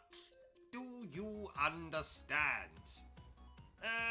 I think so. Good man. Oh, and I watched Groundhog Day last night. Did I tell you? No. Did you enjoy it? You never bloody told me it was a horror movie, Bertram. Can you imagine reliving the same day over and over? Doing the exact same things, telling the exact same jokes, making love to the same right hand over and over and over. Isn't that a normal day for us? We get up, get dressed, play a game, review a game, play another game, get undressed, get into the shower together, go to bed together, make love. Yes, thank you, Bertram. I think I get your point. This game looks like a cartoon. I must confess that I have fallen out of favor with cartoons as of late. They become rather tame for my tastes. I will now only watch cartoons if they have graphic violence, cross-dressing, nudity, and or animal cruelty. So, pretty much anything featuring the Looney Tunes. Yes, I was aroused by cartoon characters long before I was ever aroused by human beings. I only have to say the words Jessica Rabbit or Donald Duck to send myself into some kind of sexual frenzy. Though, I do not recommend making love to pictures. That's the perfect way to give yourself a paper cut. Somewhere you really do not want a paper cut. And oh, by the way, Bertram, remind me that we have 2 reviews to do today. Oh, wow. I know what you're thinking. 2 reviews in the same day? I know, Bertram. I am usually fortunate if I can remember to use the bathroom twice a day. Oh, that reminds me. Better change my underpants. I'll do it after this part. Are you not going to read out the comments? Read the comments, indeed. You know, Bertram, I remember a time when reading simply meant looking at the pictures and making up your own story. Granted, there isn't much story in an issue of Playboy, but still... Speaking of reading, I'm glad this game has subtitles. Bertram, subtitles are for people who are deaf and or stupid. That's not very nice. What did you say? That's not very nice. What did you say? That's not very nice. What did you say? Nothing. What did you say? Just a little joke there. Sit still, Bertram. You're making me nervous. Oh, sorry. I have been known to bust a move myself. That's right, Bertram. When? Well, you see, I had a very brief stint where I busted this drug dealer called a move. So, I bust a move. Oh. You didn't think I was talking about dancing, did you? Oh, good Lord, no. I don't dance. I leave that to commoners and relatives who drink too much at funerals. O.C.G, I was in the shower this morning and something occurred to me. You were in the shower? I think the last time you had a shower was 1974. Yeah. Anyway, I was in the shower and it occurred to me that bollocks are so cute. Wait, am I allowed to say that bollocks are cute? Oh, yes. I have a particularly cute pair of bollocks myself. You may stroke them if you wish. Maybe later. Funny story. I once broke into Lara Croft's house and used her shower. The black Schmidt has That wasn't funny at all. Didn't you chat up Lara Croft in a bar once? I would never do something so common, so vulgar, so indecent. And if you must know, it was a restaurant, not a bar, and it didn't go well. Did she slap you in the face? No. She shot me between the legs. Oh, ouch. Yes, fine. quite. Please note that Stephen Hawking was not harmed in the making of this live stream. But that's because he's dead. A bold statement, you might be thinking, but so is stating that my wife has more hair on her bottom lip than I do. It doesn't make either statement any less true. I'm getting peckish. Do you think that shop on the corner will have any Twinkies? I had one of them in Florida once, and I suddenly have a craving. This is Britain, Bertram. We have everything here. I mean, for God's sake, I once saw a shop selling imported boxes of Cocoa Pops. A product that we've been able to get here for centuries. And this particular shop went to all the trouble of importing bloody Cocoa Pops. And then had the gall, had the nerve to charge 3 times what they usually sell for. Bloody Cocoa Pops for the same price I could buy condoms. Extra large condoms. Extra large condoms. And while I'm ranting, I was on the PlayStation Store last night, and do you know there is a game for sale there where you play as a slice of bread? A bloody slice of bread. Not even a sandwich. A piece of bloody flipping bread. What is it called? I am bread. Oh, catchy. It most certainly is not catchy. Oh, that reminds me. Did I tell you that I once saw a shop selling imported boxes of Cocoa Pops? A product we've been able to get here for centuries. And this particular shop went to all the trouble of importing bloody Cocoa Pops and then had the gall, the nerve to charge 3 times what they usually sell for. Yes, you did tell me. Less than 2 minutes ago, in fact. Ah, well that's okay then. Now remind me when we're done with this stream to blowtorch my underpants. Okay. Can I ask why? No, you may not.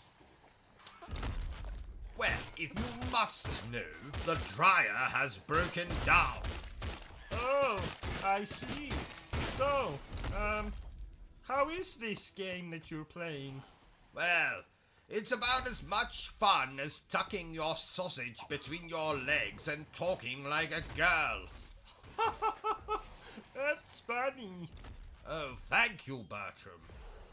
Do I get a prize? Oh, that won't be necessary. Now get back in your cage. No, actually, hold that thought. Let me kill this imbecile first.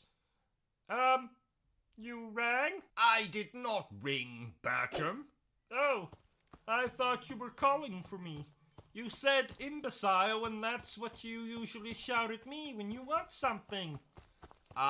Yes, that I do, but not this time. Back in your cage, imbecile. You rang? No, go away. Now, where was I? Oh, yes. I, topped up your drink for you. Ah, thank you, Bertram. You are useful after all. Oh, that's the second time you've said that this week. When was the first? The other night when you told me to come into your bed and touch your... Thank you, Bertram. I think that will be all. Go and play with, Mystic Meg. Who? Never mind. So, back to the game. Out of the way, you idiot. What are you doing? Oh, I remember. She was that old woman who predicted the lottery numbers.